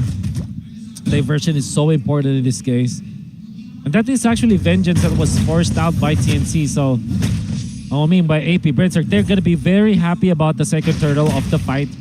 TNC, maybe if they do start the ill-advised second turtle contest, it will be very bad for their team. So I think it's much better for them to just try to farm and just be patient about this game. Just give up and concede the second turtle of the fight. Yeah, let's see how they see this for TNC. Will they respect it? Again, Ryzen is still farming up. Looking at how the second turtle is ready, TNC is also grouping up. Okay. But this is the problem. What are we going to respond? Who's going to get this? Is Ryzen going to get close enough? No, he will not. Heads. Forced to jump away. Buoyant bounce. karltzy chasing him, but nope, yeah. The TNC Pro team understood it, that them contesting that second turtle might have been way too risky. So yeah, for TNC, all they need to do now is to farm. Maybe get some kills. Oh, Super Marco. Blazing Duet to get out of there. Has a Purify too. Ah, forced it out. By the way, speaking of, they forced the Purify out of Super Marco, but there's still two. TNC, Hatred, and Nomad haven't used theirs yet, and Hatred just built up the Genius one. Looking how few just managed to land the response and quickly just in case somebody gets in trouble. This is the one thing that TNC needs to look after. And just by looking at Chomp Chomp, then Shred, the hero combo of Barrett and Kairi posts 73% win rate in 11 games in MPL Philippines Season 13. This combo itself is in TNC Pro Team's lineup. But when is this activation go? When is the right time to actually make it work? Is it now or later? Diversion. How many members of APBR are here? It's going to be no few, and Ogun Super Yoshi is there to respond, but Nomad being able to free hit Ogun first to flicker away, but he missed some ultimate as well. Just a little bit of safety. The TNC Pro team, are they finally going to be able to break that tower in the bottom lane? No, because AP Brand responded very well. But TNC, they're making the right calls. Wolfie said patience earlier, and that's what they've been, but no, out of nowhere, Hatred gets taken down there with a combination of Few and Pando, who committed that Petrify. And it looks like he committed the full combo as well with the final blow. And well worth it, because that's Hatred that they were able to take on, as well as the Purify that was forced on this Odette. That's gonna be a lot of time that they have been buying, that they bought because of that. They might even get the third turtle of the game easily because of that play. Big fight here for the purple buff. Super Yoshi gets knocked up there by Ogwin, and that's the chip going down. You mentioned the waterfall earlier, Wolf. When they see Super Yoshi, they just go. And Super Yoshi has went and gone. Yeah, that's the second death and the flicker burned out. So regardless how he wants to get vision, right now it's going to be in trouble and to make that distance, right, in APBR to respond in for a portal. So that's the question, will he still continue to be a liability or even an asset in reinforcing this party team fights? Because you need to recall as well. Yeah, that's why I think this Barrett plus the chip, it kind of works, but APBR have solved it really easily. Every time you see Chip, just flood him with the abilities. We're looking at our APBR just giving everything to this Chip, making it so difficult for him to position himself around the map. Still yet to get his immortality as his first item. Yeah, I think now I'm really starting to understand why Zorn of Homeboys, when they first played the chip in MPL Malaysia, you can see the range of that diversion, by the way. Yeah. Give me a second, I will get back to that Zorn point because here comes APBR. They're not going to be able to fight Hez. Ryzen there to respond. Hatred there as well. Not going to Ryzen. There's going to be big Swan Song, and it's a response and a punishment by TNC Pro Team. Ogwin not going to be able to get a kill. It's become a disaster for APB. Super Yoshi trying to survive. Nomad being able to free him. Look at karltzy. So tacky. He's going to be able to get down the chip. Yes, he does, but karltzy will not be able to get away. Pando big electro final blow coming in, but he gets chopped up with the detonus welcome of the Barrett. And just like that, it has turned into a disaster for the reigning champions of the world as TNC Pro Team have found 4. Literally, they felt what's coming right onto the bushes and TNC came prepared to respond right away. Can I just say that was a massive read from Hatred? Mr. J-Lord going in for the sandwich bush up top. I call it sandwich bush. I like it. It's sandwich number 1, which he went there. And the TP coming up from APBR was sandwich number 3. Right? So what happened was they predicted that it will happen. We can see through the replay there will be a pause, but I believe that the replay will still continue. We're going to see this teleportation play that sandwich 1, and then Hatred was on number 3. He did not go for Super Marco because that will be a difficult play. He still went for few as well as Ogwin, dealt so much damage, then went out the right moment. And then from the right side, you can see Super Yoshi jumping on karltzy, eventually completing the play with a shortcut and calling his teammate there, which was Super Marco. Oh, sorry, which was Nomad. And interestingly, Super Yoshi accepted his fate, did not go, stayed in front of karltzy so that he would be able to bait the backsha, which then resulted for them taking the kill onto the backsha. So TNC couldn't have hoped for a better team fight for them. That's one of their best team fights we've seen so far. Yeah, and the hope lives on for the Phoenix Army. They have the heart on how to win every possible way that they can, especially now that we're in the pause. So that is one that they can respect to. So they have AoE damage from the Odette. They have one way to disable one from the Baritone as welcome. I think they could just respond most of the time just in case things can go wrong with the diversion. Those windows of mistakes and TNC, how they read through those possible scenarios, they want to capitalize on that. Yeah, a lot of our commenters right now on the MLB esports stream are very vocal about how, that did not exactly go well for APBR. A few of them saying there was a little bit of a overconfident play. In my point of view, that looked kind of fun. And then if that was me on that low E, I would have called for the same thing. So I understand APBR. Yeah. Again, landing that onward and flicker coming in from a conceal takes a lot of precision and practice. They have done it from the first game, and since TNC kind of felt and know that that's going to happen with the skills of an Edith, they're really respecting it, and they just need to be aware of the distance, because right now, how they chose Chip again for this second game, coordination needs to be totally in check, especially now. Yeah, and in that scenario, as Wolf pointed out, with what Super Yoshi was doing and how the rest of TNC Pro Team really handled that sandwich bush that you were talking about in the corner of the maps. TNC Pro Team deserves their flowers for how they handled that engagement. And that was a surprise engagement by APBR too. Yeah, for sure. Again, credits to Mr. Hatred positioning himself a little bit aggressively and then deciding to go to the backlines instead. But do you know that there are 2 J-Lords? Really? Who's the other J-Lord? Super Yoshi is also named J-Lord. No way. No. Yeah, that's actually a very weird coincidence. How did I not know that? I thought this whole time his first name was like something close to Yoshi. Something like Cedric J-Lord or something like that. Oh, it was his birthday a few days ago. So it's part of his like second. It's his second name. That's right. Happy birthday, J Lord. So there are 2 J Lords in TNC. How fitting? How coincidental is that, right? Well, Yeah. Like, who knows? Maybe in the chat there's someone named J Lord as well. Comment down your name right now in the chat with the hashtag APBR or TNC. I like that. OSX. Yes, that's what we're doing now. We're looking for the next J Lord. Yeah. If your name is J Lord, yeah, comment it right now. We're gonna be hosting a J Lord meetup soon. J Lord. I think it should be like a social J media Lord group first. Bibimbap. Yeah, social media. That is how Wolf maximizes everything for content. What? You're so How good, is that man. related? Yeah, man, like how you organize You're things in your reaching, head. man. You're reaching. Don't reach, young blood. Don't reach, young blood. I just revealed how old we are with that reference. Yeah, I'm trying to understand, guys. But still, the Don't game lie. time is 9 minutes and 4 seconds. And yes, I love this part. Chop the screen, chop the screen. Yeah! You heard that? That was a pop from the crowd for a chop from the referee. And I love that's become like a regional thing now in Southeast Asia. I think that's the most important way. Like, The chop. bring back the action. Yeah. Going And he back, goes secured back. by Hatred. A very important one. Able to take out players that are, trying to run away from that hero. At this point, he's very strong. No mid also. With a Demon Hunter sword, that's also very important. But the Wind of Nature eventually will be an important part for both teams, in fact. There's something so nostalgic every time I see Hatred use an ONIC time sticker. Oh, Yeah. yeah. Just takes me back. Just takes me back. Me too, man. Yeah. That was a nice timeline, It was. Yep. That Season 8 M3 timeline. Yep. They're all just dancing. Everybody's just goofing around, and then Yeah. Yeah, I wonder who their analyst was back then. was Coach Eb. Yeah. Okay, knock up there.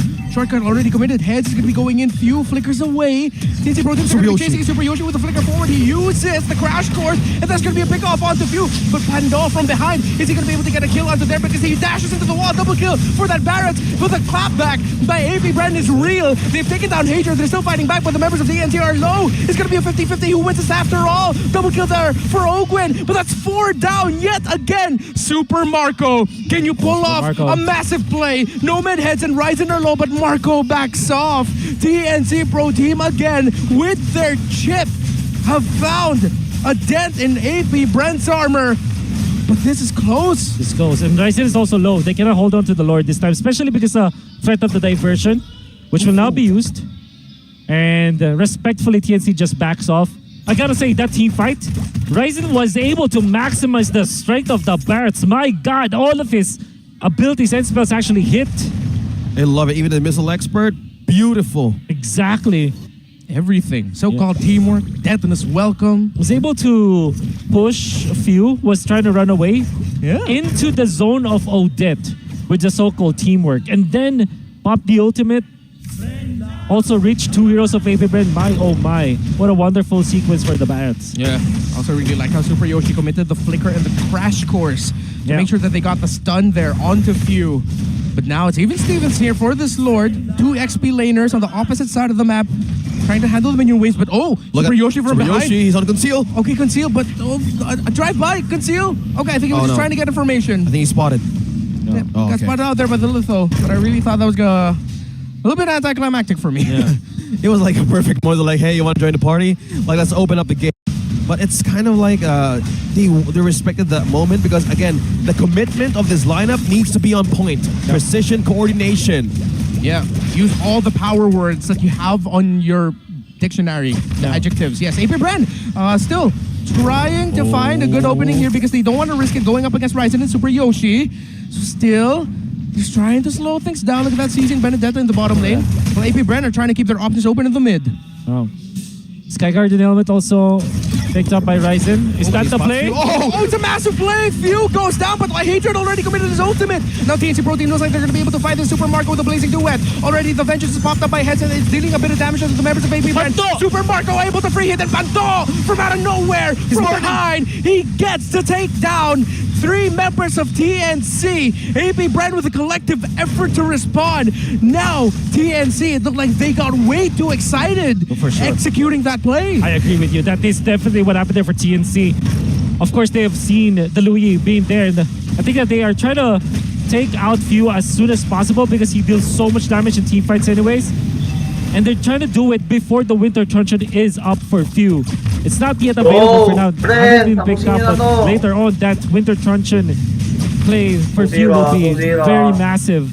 But definitely bad goal coming up from TNC. Great play coming up from Pandodo. We cannot take away the fact that he was the one that turned that fight around. Yeah, 65% win rate onto AP Brand with a goal lead of 4K. Now it's growing across TNC's map. There's a Lord push down bottom. Only one turret has been taken from AP Brand as of this moment.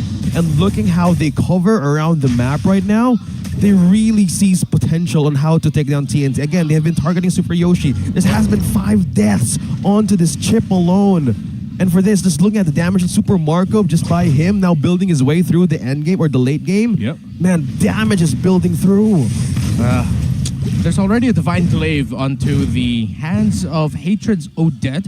So 3 core items already locked in alongside the Glowing Wand and Genius Wand. So I think in terms of the defense, TNC has the magic damage they need to clear waves, right? Yeah, 100%. As long as they keep Hatred in check. And to be fair, they also have Ryzen to kind of attack the front lines with the Sky Guardian helmet. So it should not be that difficult of a defense. But then this is AP Brand. They know how to surgically deal with the waves against the Lord. They have taken out the bottom lane quite easily and quite convincingly. Yeah, and they're slicing through the turrets. Few seconds from now, the question is, can TNC defend? Who can be in the front line, especially with this chip? Man, you need map to actually utilize more of your capability, especially now. Who can be in front of TNC and even catch? Immortality is present for Ogwen. They need to be sure who to target here, especially if you have a good peel on Super Marco on half HP. But who is going to be the first target here? Who can actually reach an AP Brand? Well, I think with how aggressive he's been, Pando might be one of the clearer targets for APB. Sometimes even Super Marco, right? With how forward you would go as a claw just to poke. Yeah. This point, the Winter Truncheon available for Few. Massive. And if you're TNC, you have to look at the items, pull up the tab, always look at the items of the opponents. And there was even a time where they got countered there. Ryzen does not have the passive. We've seen a small guy. That's true. Yeah, so the passive is called Big Guy, but it's pretty small. Okay. Super Marco and Few are doing the BMI. Oh! Yes, the BMI diversion thing that ONIC I love it. would be doing. Kelra and Super Friends. I love it. Yeah. So you leave BMI, diversion takes you somewhere else, then you BMI back. Yeah. And ultimate from Few, that's low cooldown ultimate. I think around 20 seconds, if I'm not mistaken. At this point of the game? Yeah. Wow. At most 30, actually. I didn't know the version was that fast. Yeah, it's 22. BMI na At naman. this point, yep. That's why you can always do this. Wow, just by looking at that, he could actually be sandwiched by Ang ina, in-abuse yung BMI Looks like they have more advantage in taking this objective. Once again, AP Brand. And first dibs, more on half HP and slowing down. Yoshi used the beacon. Is he going to pop the shortcut? Oh, he will, but will TNC actually try to fight this out? Nomad's going to be going in. Head's going in also. It's going to be a full-on team fight, but here comes Hatred. He's a little bit late to the party. He didn't use the portal because they're trying to cover the retreat. Hatred. I'm looking at this Odette right now because a big ultimate by him might be able to be a turnaround moment here, but here comes the blazing duet. Super Marco already popping the Wind of Nature. He's able to survive, but Ogwen with a massive Earth Shatter Flicker! And out of nowhere, Master Ogwen helps sets it up so that 2 members make that 3 members of TNC Pro Team fall, and it's only Heads and Hatred watching as APB will try to take them down. End this now. Sweep the series 2-0, and with that, AP Brand has secured a playoff slot for ONIC Philippines as well. 2-0. The Bees, the heart of a champion. Bounce back to get back on their feet into that winning streak. There's no element of surprise. Even though they're trying to go for this chip global play, there's no element of surprise at all. AP Brand knew exactly what TNC was trying to do. Yeah. Right? They waited for the ultimate game of Super Yoshi.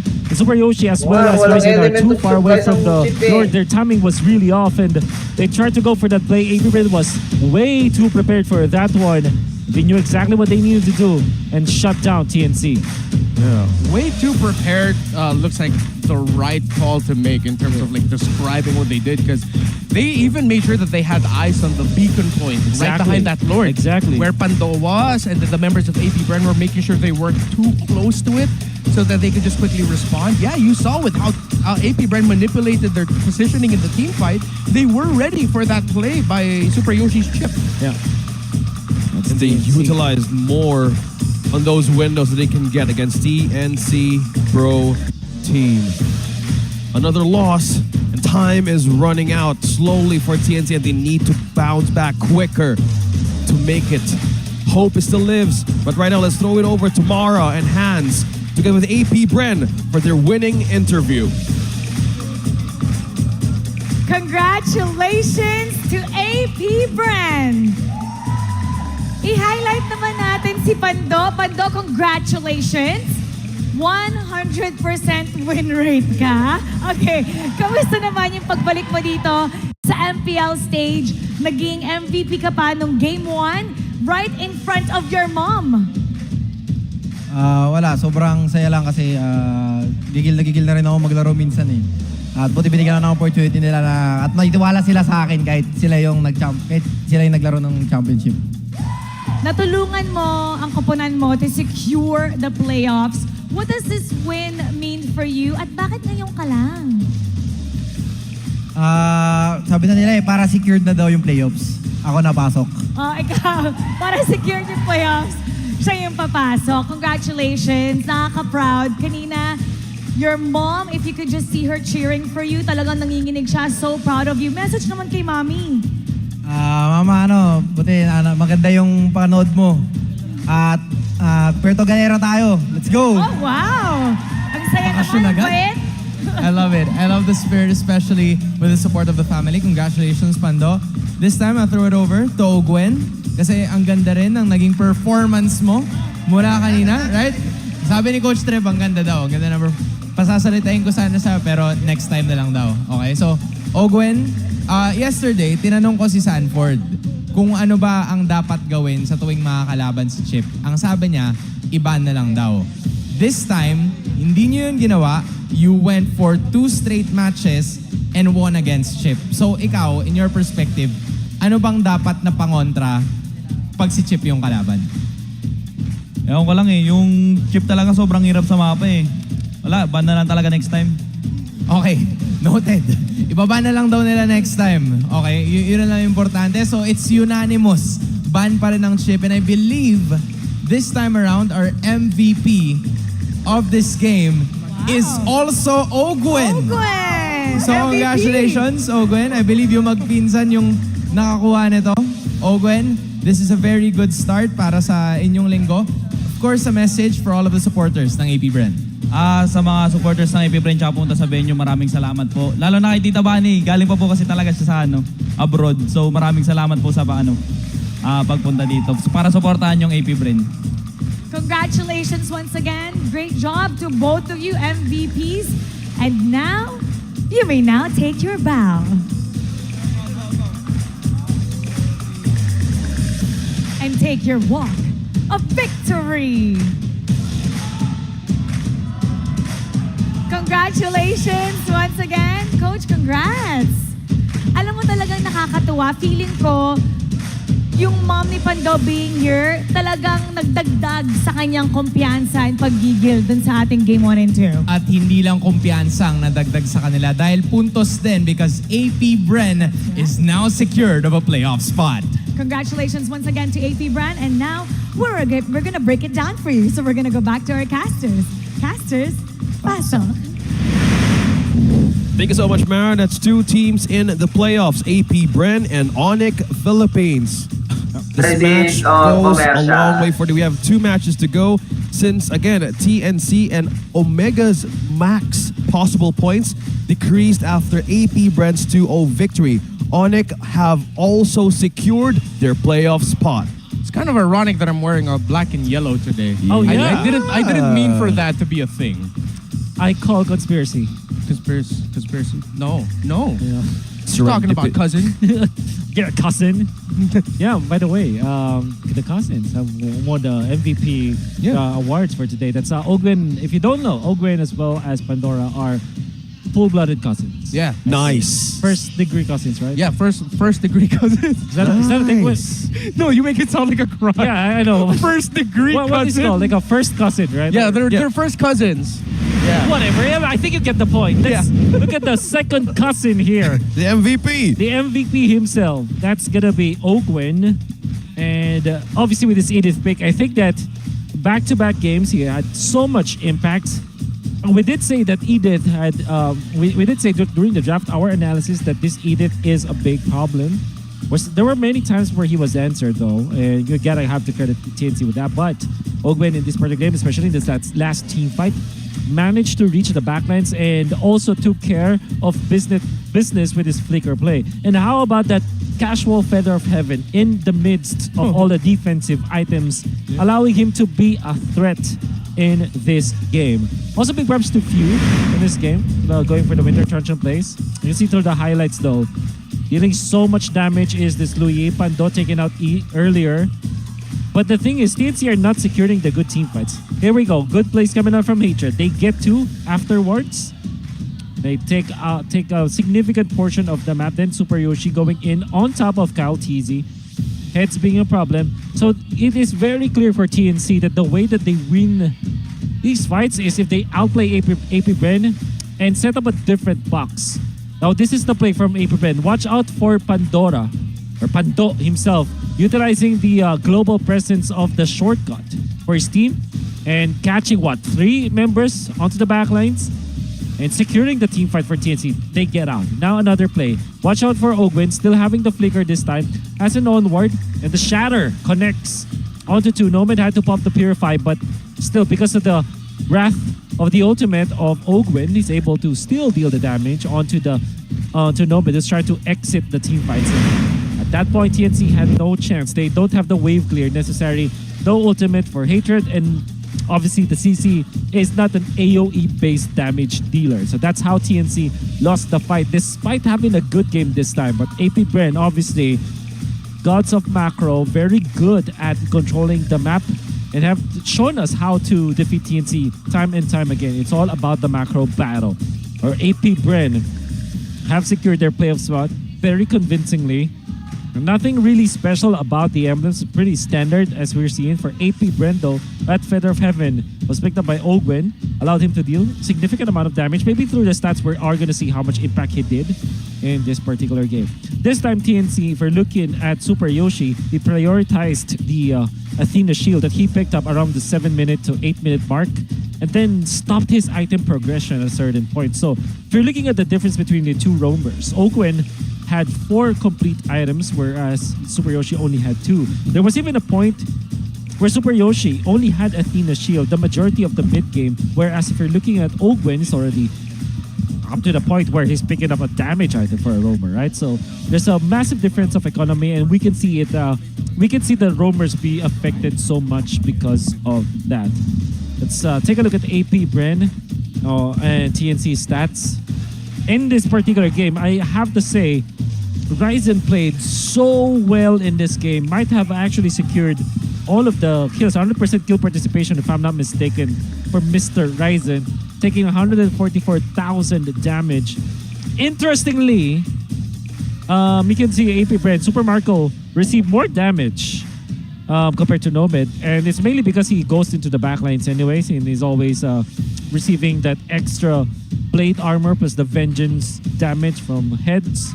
But if we're looking at the damage dealt, Super Marco obviously dealing so much damage, but you still have to commend Nomad as the carry. Single target damage, but still dealt significant amount of damage in this game. Theo obviously 56.4k, that's very natural for a Louis. A lot of spammable AoE spells. And then Heads with 43.2k. And of course, the fact that Ogwen dealt more damage compared to Ryzen, for example, that's actually really concerning. And this is the reason why APBR have shown us how to play the Edith in this meta game that we have. Look at some of the other stats. GPM gonna be favoring AP Bren so much. In Super Yoshi, between Super Yoshi and Ogwin, there's a lot of separation between the two roamers. I think for TNC, because of their focus or their, I would say, great emphasis on making this chip work, kind of felt like they didn't manage their economy afterwards. So what generally happened in this particular game is that Super Yoshi went 0-6.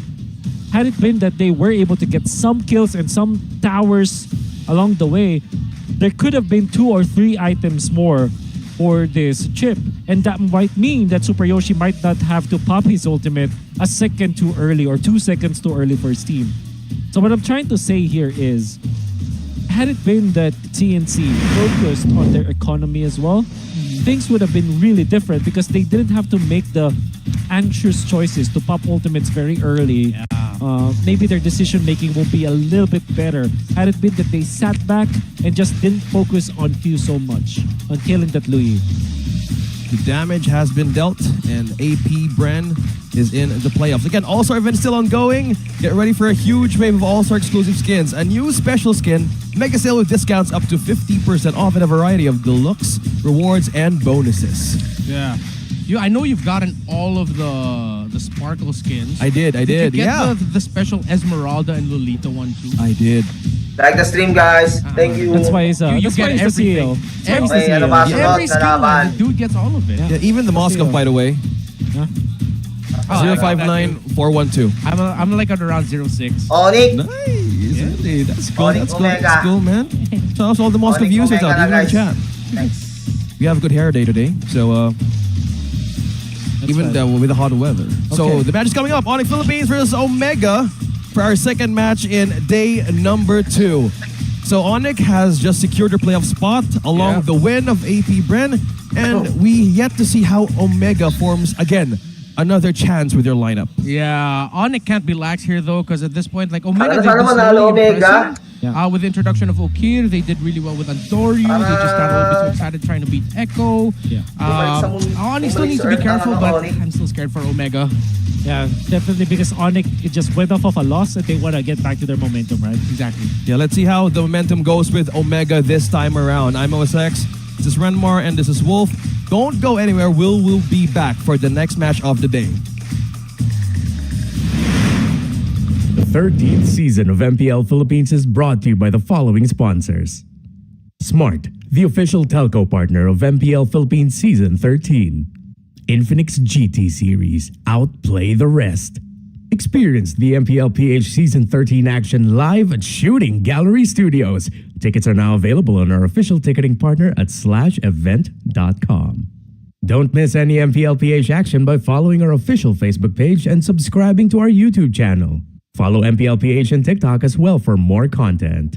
And don't forget to like, follow, and subscribe to the official accounts of MDL Philippines.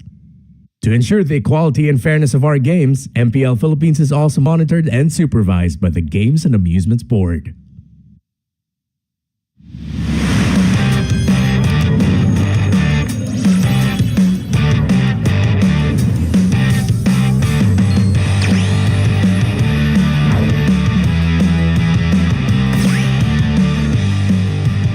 Nakilala niyo na palang transferee natin. Class, meet your new classmate, Felicissimo. Moy na lang po. Lisa, try mo muna si Moy ha as you adjust to our school. Thank you, Iha. Okay, everyone, bring out your social studies textbook. Nag-ML ka? Pero kakastart ko pa lang eh. Noob pa ako, tsaka newbie rin dito.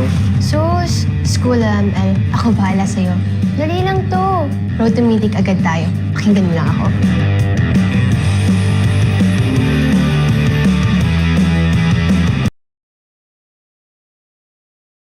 Anilan natin yung sounds, guys. Baka maka-copyright tayo. Babalik natin yan. Babalik natin.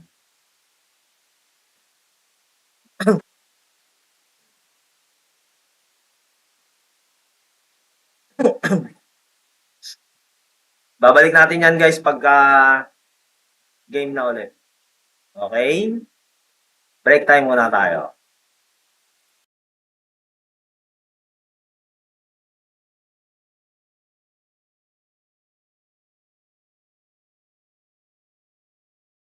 Like the stream, guys. Thank you.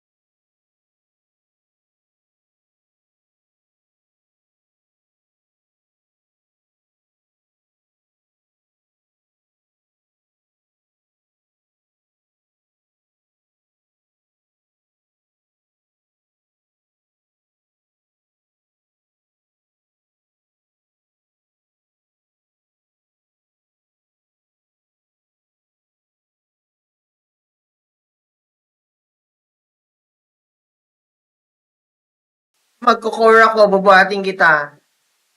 Arty.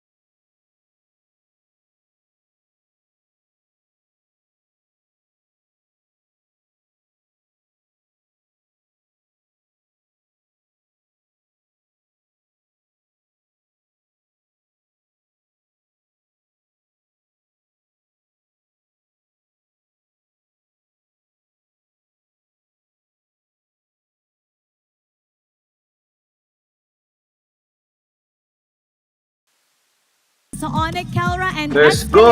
Kamusta kayong dalawa? Baka lang naman po. Ikaw? Same na sa kanya, okay lang din. Okay lang din. Eto, siguradong magiging okay na okay kayo sa question of the day natin. Ang ating tanong, kung magkakaroon kayo ng $3 million, ano ang gagawin mo? O, sinong mauna? Ikaw muna. Akin siguro bibili ako ng madaming bahay. Tsaka Maraming ilang bahay kasi mga 173 million pesos yun. siguro mga 5. Iba't iba. Mga 5 bahay. 10 bahay. Iba't ibang city. No? Saang city? Sa Pag Pilipinas nakuha lang mo ba? Sa 3 ibang million bansa? Sa page. Ang Sa gagawin may mo? probinsya, dito sa Manila. Bibili ako 10 bahay. Properties. Bibili ako ng Tagaytay. limang- Ano pa? building. 3 million US Kaya dito. kaya 5 building. Yung Ayun, sobra no? siguro ay papalagay ko rin. Ininegosyo ko na. Para Anong klaseng negosyo? siguro number 1 yung $3 million dollars. Negosyo dagat. Siguro mga 10 bahay. Resort. Ay mga... Nice. Oh, punta tayo 10 bahay. doon sa resort 10 niya. bahay na Ikaw naman, anong nagkakalaga, gagawin mo ha? sa 3 million USD?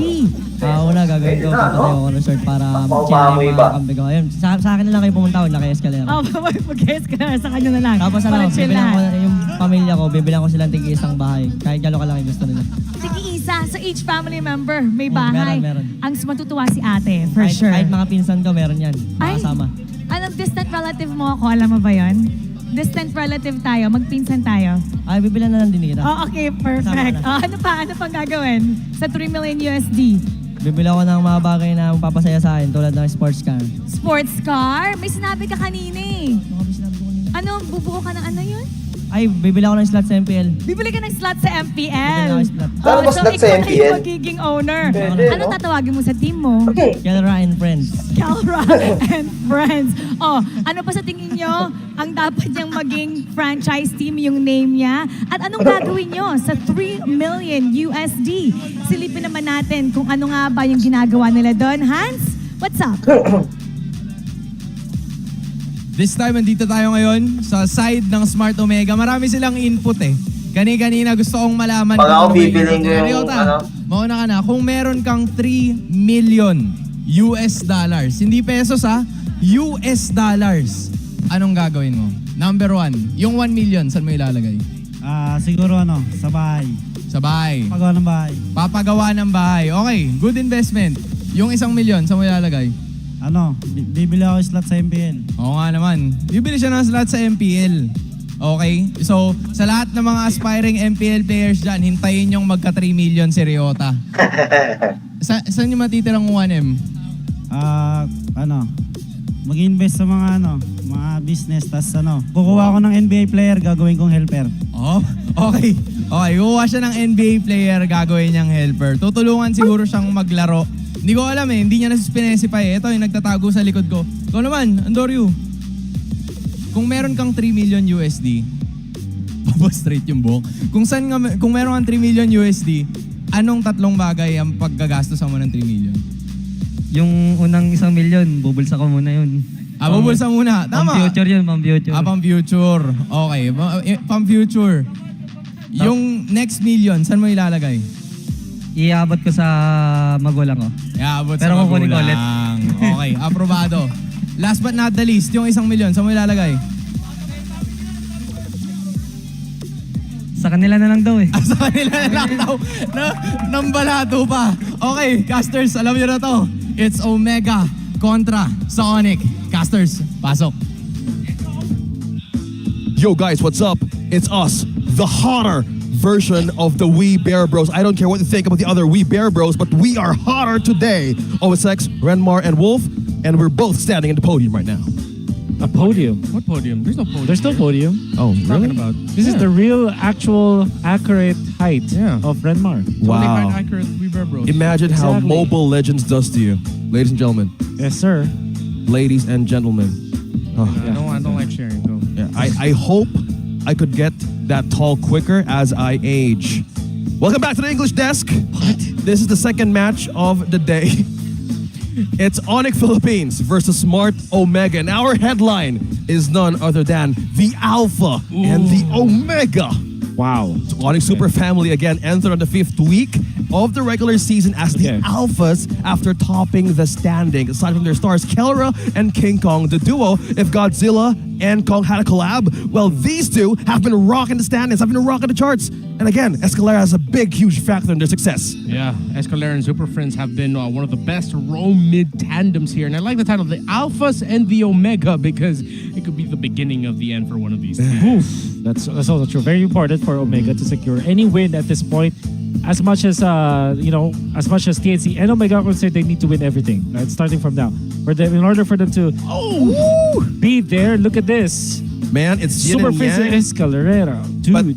But that ball animation represents how hot is the country today. Man, dual synergy. 100% win rate on the Louis plus the Arlott combo. Yeah. Okay. So, I want to bring up two things here. First, for Super Fins, I was able to talk to Escalera, to Kelra, and Etomax. And even the former players and coaches that used to play and be part of ONIC Philippines, they call Super Friends. Don't be sensitive about this phrase. He's a walking map Like the stream, guys. for the team.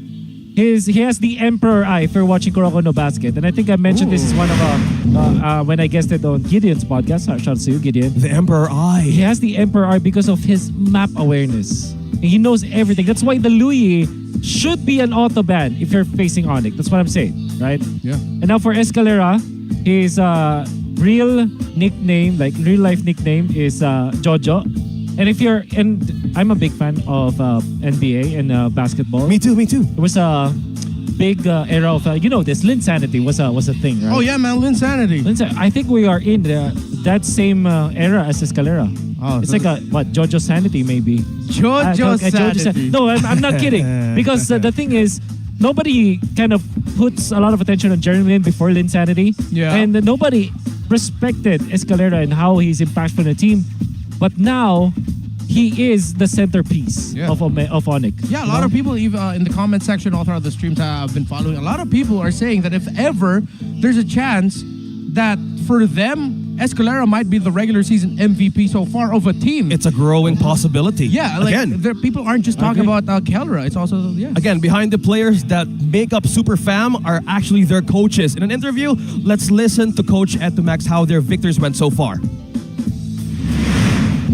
So ano lang yung feeling na finally nasa winning record kayo heading into the last 2-3 weeks ng season? Actually, ako tunto ako kasi sa haba ng career ko, first time ko lang doon na-experience it. Kaso coach na. Pero okay lang, masaya naman ako na part ako ng team.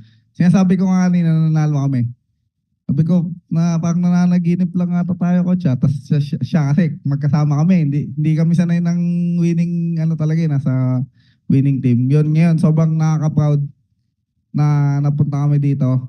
And masaya ako sa bagong team namin, sa mga kasama namin, sa management, sa boss namin, sa mga ginagawa namin. Sobrang solid ng mga trabaho talaga namin. Actually yung results ngayon, natutuwa kami kasi talagang pinagpaguran namin to eh. Kumbaga, hindi naman to yung dahil in-expect lang namin na malakas kami. Hindi, kumbaga tinakabaho talaga namin. Yun nga, yung sinabi ko kanina doon sa stage na may mga araw na hindi talaga kami nag-off para lang sa season na to. Tapos yung sinabi rin ni Coach Tony na ginawa yung team hindi para sa season 14, season 15. Kumbaga ito talaga yung goal. Gusto namin makuha talaga tong season na to. What a great interview from Coach Etomax of ONIC Philippines. Again, they're not really used to winning. Not at all. And then these past few weeks, they have been climbing up the charts. And looking back how they walk in, this is just completely their form, their stronger form. But now, let's call in the marshals who will officiate the match. They ensure the fairness and the integrity of our games. Chico, Jeff, Patrick, and Wilbert. I'm excited how these teams will actually go for. But right now, let's call in the teams. ONIC Philippines and Smart Omega.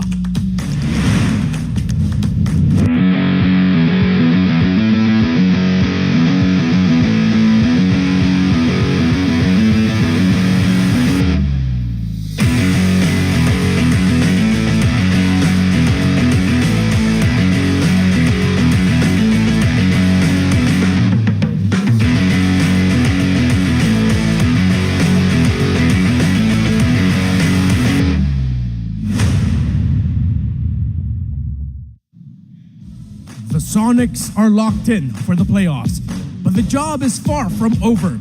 They now fight for security in the double elimination rounds. MPL Arena, it's time for ONIC Philippines!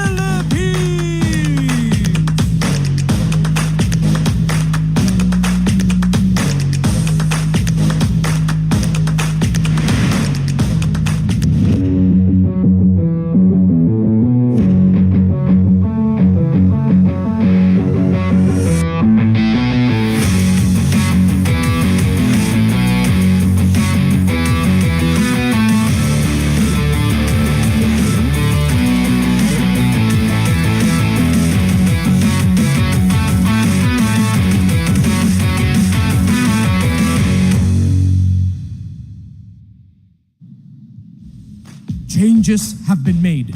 Performances have been improving. Have they finally set themselves up to secure points? MPL Arena, they are the new Smart Omega!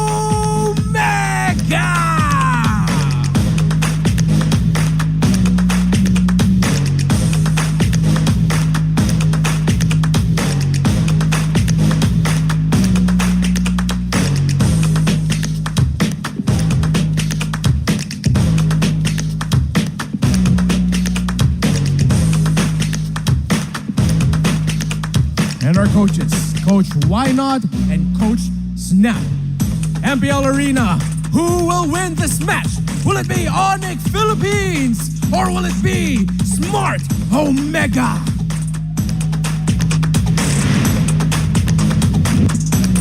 Great team intros and poses right there. This is ONIC Philippines. What do you think of their entrances? Comment down below. And this is the lineup that keeps on just winning. You know, we focused on Escalero earlier and Super Friends, and rightfully so. But I feel like every row mid duo, there's a sleeper hit that you have to watch out for. Something that really supplements what they can bring to the map. And that's the EXP laner. Gem ain't so hidden anymore, fam. How he's been performing going into this week, he's had a 6-0 performance with his Terizla all season long. Not so hidden anymore is this Gem in the EXP lane. He truly is. Now, Smart Omega, another. We've seen variants and now the new Omega again for this match. Let's see, this time it's going to be Andoryu as well as Ukir. Very successful in their own leagues, but now they are now transferred into Smart Omega in their MPL run. And also, gotta take note, Jome has been performing so well. Ryota already owned his role as a stable EXP laner here for Smart Omega. If we're talking about like who's the constant player that has been present so far in the consecutive matches of Omega, it is Ryota, and for good reason. Very consistent in the EXP lane, makes the good plays for his team and makes plays that can turn around team fights for the team. Plays that can turn around team fights, yes it is. Both teams are now looking at the stats head to head, looking at it just by how the allies, we've talking about the healing fighters. Yeah. And it has been a growing thing for Omega. But look at the head to head, almost all blue for ONIC Philippines, while Omega slowly building in that kill participation. ONIC Philippines here. I mean, we've seen the streak they went on after getting swept by Echo in their first series and then going on like in a 7 series win streak before it got snapped by RSGPH. And yeah, I like how earlier you mentioned, Wolf, that ONIC Philippines, Omega needs to be careful because when you're up against a team that went on a hot streak, they want to pick up that momentum right away. And I'm really glad that we've both focused on Gem and Ryota respectively here because they're getting focused now. Yeah, that's definitely the focus, especially for Gem and his choice of EXP laners. And there was an interview that I did with Kellar, yet to publish it.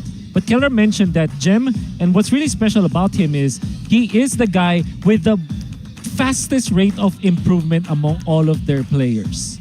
And they're always surprised, like Gem, each and every day that he participates in scrims, he's always bringing something new. And that's what really is special about the Hidden Gem. Let's talk about the Infinix keys to victory.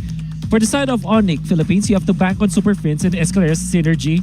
We're looking at the JoJo Sanity as well as the walking map hack coming out from Super Fins, right? And then for Omega, be prepared to close out games because that's one thing that they haven't been really good at, despite the genetics of Omega as a team having that late game surge of all the Omega timers, right? Timers. It seems like they have lost their Omega timers have to look for their watch. I think that's one thing that Omega needs to really get back from. Let's check if they brought their watches today because, again, we're looking back on the identity on how smart Omega is. But as Reptar mentioned in his voiceover, this is like the new barangay that we're trying to forge in with the identity in this season. How can they bounce back? Again, we're a few weeks left for the regular season, and we need to actually see on how they want to forge their win. All right, so y'all know what's up. Who do you think will win this match? Tune into our official YouTube streams and comment #ONIC or #OMG with your game and server ID for a chance to be one of the 4 winners of 500 diamonds. So everyone watching the YouTube streams on MLBB Esports, on Mobile Legends Bang Bang, thanks for watching the English stream here. And don't forget, #ONIC, #OMG with your game and server ID. We're watching. We're always watching. You made that sound kind of creepy, but I like it. Yeah, it's important. Like, we need to get the community in check, especially with discussions. But now, since you're watching on TikTok, MPL Philippines live stream viewer rewards are now available. Come and watch the MPL matches in TikTok to join the goodie bag lottery and be one of the lucky winners. First, you have to go to TikTok. Then you go to the MPL Philippines TikTok channel at MPLPH_official. You click the official live stream and click the top left corner to join the goodie bag lottery. Make sure you join the goodie bag lottery before the base breaks and explodes.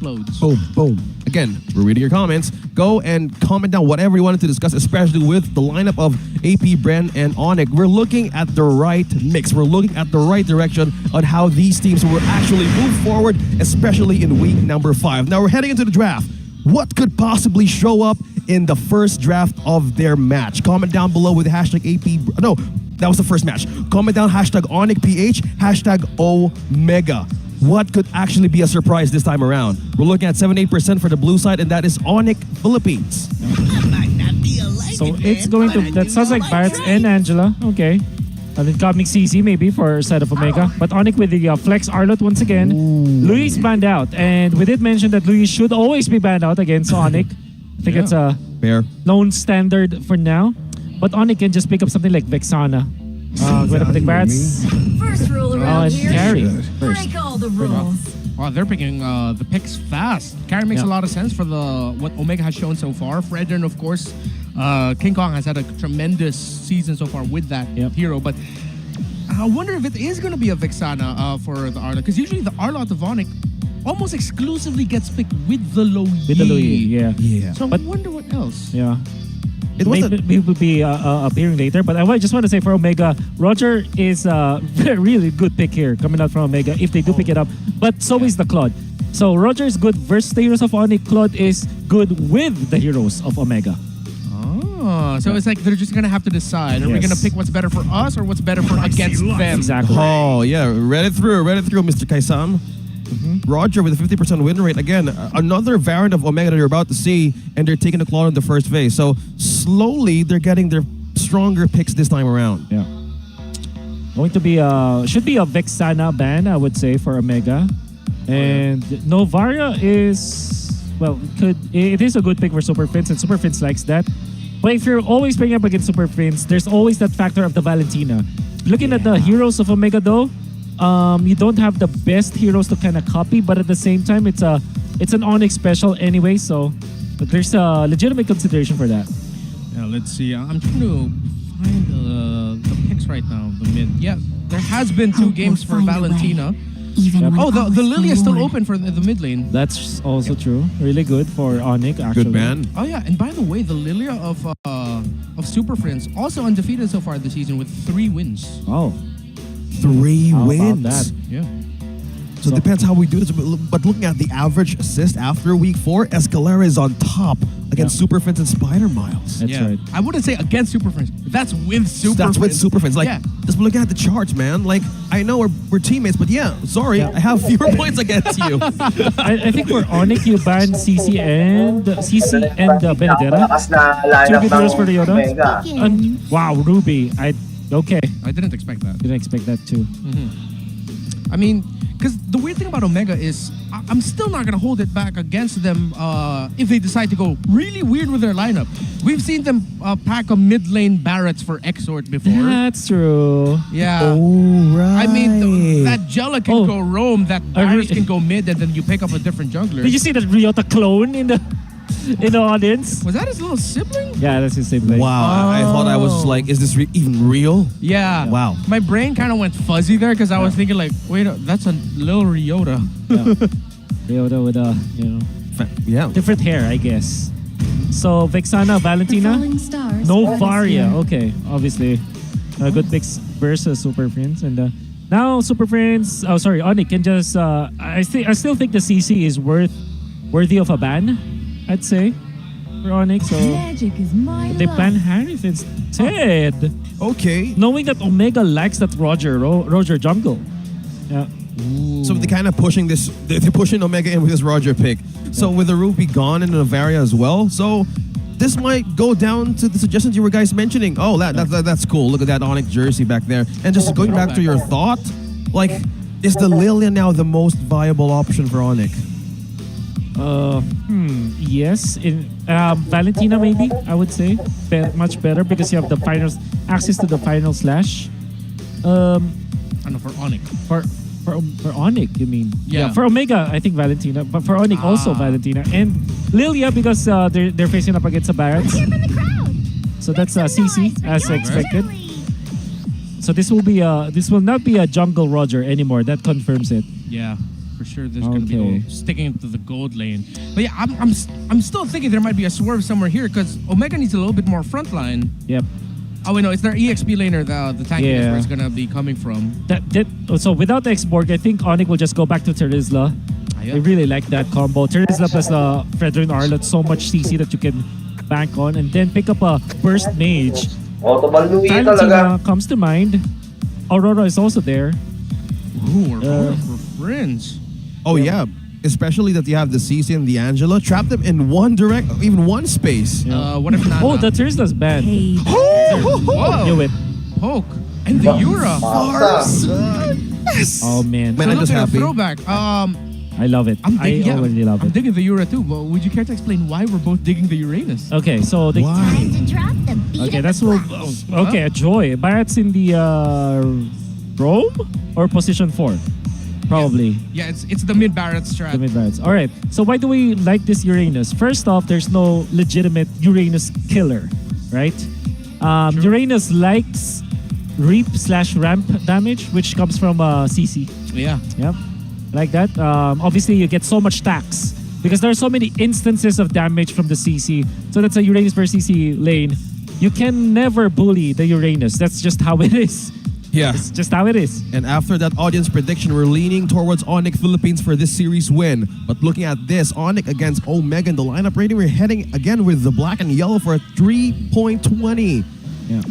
And I feel like the Joy last pick was a little bit reactionary, so that they could have someone to reach the Farsa alongside maybe the Roger as well.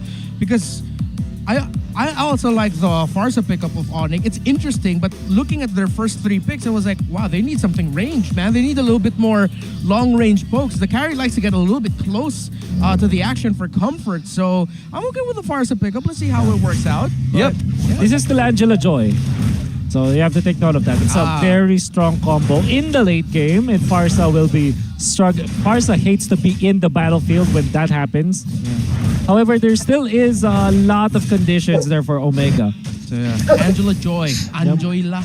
Yep, guys, go ahead and comment down your conditions as well for Omega's combo.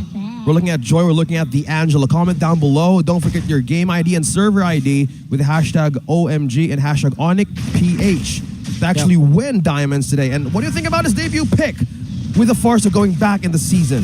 Yeah, drop down your analysis in the comment section. I always love hearing, reading the comments of our viewers here. Oh yeah, we love reading through it, and we're looking for actually a really good discussion to start up, especially in this game rather. So ONIC and Omega, who has the early start right now? Because we're looking at the pressure, we're leaning towards on this side of the map right now. Yeah, pressure coming from the side of Omega. Andorio will actually be able to get the last hit there on the Scaled Lizard. So I like the proactiveness that Omega's going for here. Yeah. Knowing the type of lineup that they're up against. Already electrifying beats. Use the Andorio. Somehow harass Escalera is a reset. I would say the first 2 minutes is Omega, but they've turned out the early game will be easy for ONIC. It's mainly because there are not much threats on their side of the map. Yep. And this Barretts plus Angela, I'm not entirely sure how good this is. I mean, like, when it comes to damage, they will definitely rely on Andoryu, but they might not have enough tankiness against ONIC's burst.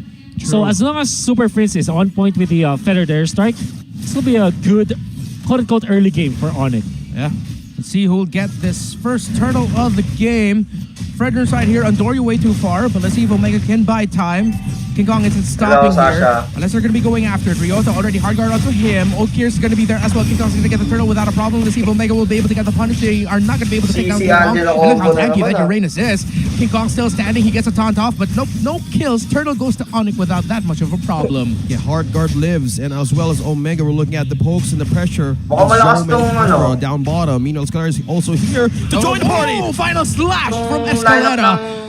Showing why he's been so great with his hero all season long. And that is the first blood going to the hands of Kelra. On getting the first point of this game and slowly taking down the turret. Energy shields. Look at this hero matchup. Kairi versus Barretts. We're looking towards Kairi to see 7% win rate with a game split of 12. Just ask me in English. Natural. And I will answer you. Escalera, dude. I'm just living in his world right now. This is his era for sure. Yeah. Jojo Sanity. Jojo Sanity. Let's make it a thing because I do want to make it a thing because, man, I did not expect him to improve like that in a span of, what, 2-3 months off of the break. Not a good season, not a good career overall for Escalera. Ever since season 9, but season 13, man. He shines. Yeah. He is definitely shining. And right now, Omega still. You can appreciate how they're not stopping this kind of tempo because ONIC are matching it. And now they're going to be going for an invade here. Retribution both up for junglers. Purple buff, they're still waiting for it. Ukir brought low. He's already forced to flicker away. Feathered Airstrike dropped down already by Super Prince. Purple buff, red trees up for both. If this is a steal for ONIC, it's going to be bagging for Andoryu. He gets stunned up there. Ukir brought really low, and that is a steal for King Kong. But here comes the hard guard onto Ryota. But here comes the Gem Uranus as well. Escalera really low, but Ryota's low as well. And that is a kill onto Escalera. The Barretts able to secure one. But here comes Kelra, able to secure a kill onto Ryota. 1-for-1 trade.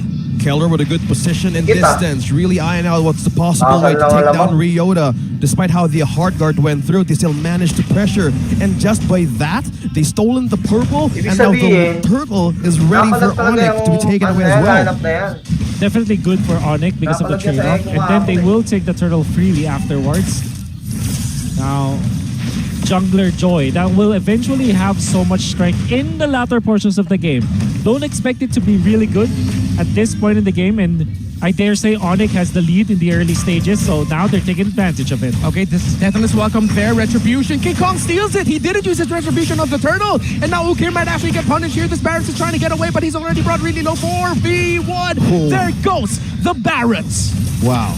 And it took 4, and this time around they're on a conceal. Looks like ONIC's not stopping yet. They spotted Andoryu, but they still want to get this turret out of Omega's hands, and they successfully take it. Oh, bro, it's ONIC time right now. They're going fast. Yep. Then, if you're looking at the entirety of ONIC, they do have a lot of strength in this stage of the game, and one thing that I've noticed is that they're ready to go almost all the time. Even King Kong is preserving his retribution for those steals, and Omega have lost 2 buffs in the past 2 minutes. Can they lose the 3rd one? That's gonna be a problem because Andoryu is just level 7 at this point. King Kong available with the retribution. The purple's just out of his own pit. Like, hey, are you serious, man? Like, this is my home. Yeah, and now King Kong sending back Ukir. Ryota hard guard is gonna hover on him, and now here comes the turnaround by Omega. Let's see if they'll be able to take down Kelra. He's going, but no, there's a kill onto the carry. Andoryu able to secure it there for Omega, and now Escalera trying to find the other members of Omega. Here too much sustain, and here comes that is not already used anymore, and that's gonna be King Kong going down. 2 members of ONIC down. So wow, ONIC a little bit too greedy there. Omega turned it. Keller was on a tight spot to even retreat back. Look at the response from Omega this time around. It was Ryota jumping into the backlines, keeping his stabs on Kelra. Kelra only having the Purify does now make him safe against the CC with constant rundown potential, and obviously the ultimate hard guard coming out from Marked, allowing them to secure that kill. Ukir, not so okay right now, but here comes Marked and Ryota for the assist, and now Jomi's gonna be going fast. Gem also kind of fast, so he gets away. Next turtle already up. King Kong has his Retri. Both junglers do. And the ultimates are up as well. Appraiser's Wrath and the Electrifying Beast for the Joy. Wow, okay. So one is needed the Heart Guard though. Oh, who's gonna get caught out there? Jome, actually, no, able to turn it around. You thought he was gonna go down, but Kelra's actually taken out. So the gold laner of Omega still alive here. Let's see if Omega will actually be able to capitalize on this and turn it around and secure a turtle for themselves. Four members of ONIC against almost four members of Omega. The Roger is going to be split pushing down at the bottom lane to see if Omega can get close enough. Is the Barrett's actually close enough to get the retribution? Yes, he is! Oh, Kier! And Doryu, rather, the Joy was close enough for the retribution. And they get it. And Omega, if they can get away from this, will be good. A good win for them. But ONIC trying to put its final slash, catches out the Barrett's. Barrett's trying to get away. Flicker, he doesn't have it yet, but Omega sustained. They're surviving somehow. Wow, the tankiness of these Barrett's and Ukia managing to steal that objective out of ONIC hands. How did it happen? Well, it's mainly because of Jome, as well as the idea of Omega to just get into Kelra. Kelra went in for Purify, so no flicker whatsoever. And even in that case, the battle spell was not available for Kelra. Shows himself in the middle. Jome in the perfect position to pop that ultimate with Marked so that they can go on to Kelra. They eventually took him out, and it's the reason why ONIC lost control of the turtle. But still, a little bit of lead for ONIC because they took down Adoryu. Another orange stolen. Yeah, ONIC still continuing the buff stealing from Omega. So it seems like Omega, every time Omega finds a win, ONIC just continues to press on the pressure, takes resources, so it minimizes the win that Omega finds themselves. And they're caging themselves to actually, slow down progress? Yeah, I like that term you use. They're caging Omega right now. Yeah, it's hard. Like, you're starving for objectives and looking for a way to punish one. But the problem is, with this kind of life that ONIC has, they can actually fly around with wings by wings. And this is the problem. They have two purifies with him as well. So this is the thing we need to see. Like Omega, Omega right now needs to find a way to actually open the cage and how to make it work for their side. The Impure Rage Fredrin now has the Thunder Belt. I'm telling you, ONIC's not gonna put down the pedal, dude. They're gonna be running towards Omega and just gonna be going full throttle. That's what I feel now, especially with King Kong dealing significant damage with this build. ONIC time. This new ONIC time is aggro AF. That's Doryu. Okay. Just waiting there. Get the Joy somehow. Try to find an angle. They don't smell the Joy, or actually no. Showing himself in the bottom lane, trying to take down Gem by himself. That's a Uranus that you're up against, young man. Guys, comment down below. How is Omega going to bounce back in this time? And especially in this game? Comment down below with the hashtag with hold that thought. Okay, okay. Oh my god, the burst coming in from that Fredrin as well as the ultimate from that Farsa. And that's Okir's Barrett's going down. And just like that, in an instant, ONIC with a turnaround. Man, Okir, he had a perfect missile expert on 3 to follow him back on his tail, but they were far away to respond. King Kong with it. Dash in the taunt, catching 3 members of Omega. Oh, here we go again. Actually, Dodger a little bit with the hard guard, and now it's going to be a full commit by Omega. King Kong falls down. No more juggler right now for ONIC, and Jome scratching away. The members of Omega able to send back the members of ONIC. Super Prince with his feather there. Really low, but he's able to get away. The mobility, actually, of Omega. Because one thing I'm realizing, team fighting of ONIC, quite honest. While Omega's team fighting can be really scrappy with all of the dashes they have, but Escalera with a final slash! He gets the final word against the Joy, and the Jome Roger falls as well. Jojo Sanity, welcome to his bizarre adventure, as Ukiriota and Mark can only stand and watch. Well, look at this zone out. The Gem is just doing in Super Friends. 2 of them alone is a threat to enter even the front line of ONIC Philippines. And slowly, Killer and King Kong, we got this KK connection. And slowly, they got the objective. And you gotta be scratching your heads if you're Omega. You already made a great play, taking out King Kong. And then Adoryu steps into the river without any help of his teammates. No one's scouting, and everybody from ONIC was just hiding in the bushes. And the moment they saw Adoryu, they did not hesitate at all. Not spending any time just hesitating. And then Killer just jumps in, knowing that he is the damage output going up against Adoryu. Only took a matter of seconds for ONIC to take out the jungler of Omega. And we're looking at the win rate, 64% on to ONIC Philippines. there's still hope. Again, Wolf mentioned about hesitation. That's one thing that Omega doesn't need to have, especially if you want to initiate a team fight. How do they commit? How do they finish? Andori hard guard for the save. Really clutch there. Tigan na. Fine mark. Good thing he got that off. Grabe. Have to defend more though. Okay, this is a position for Barretts. Have been used before.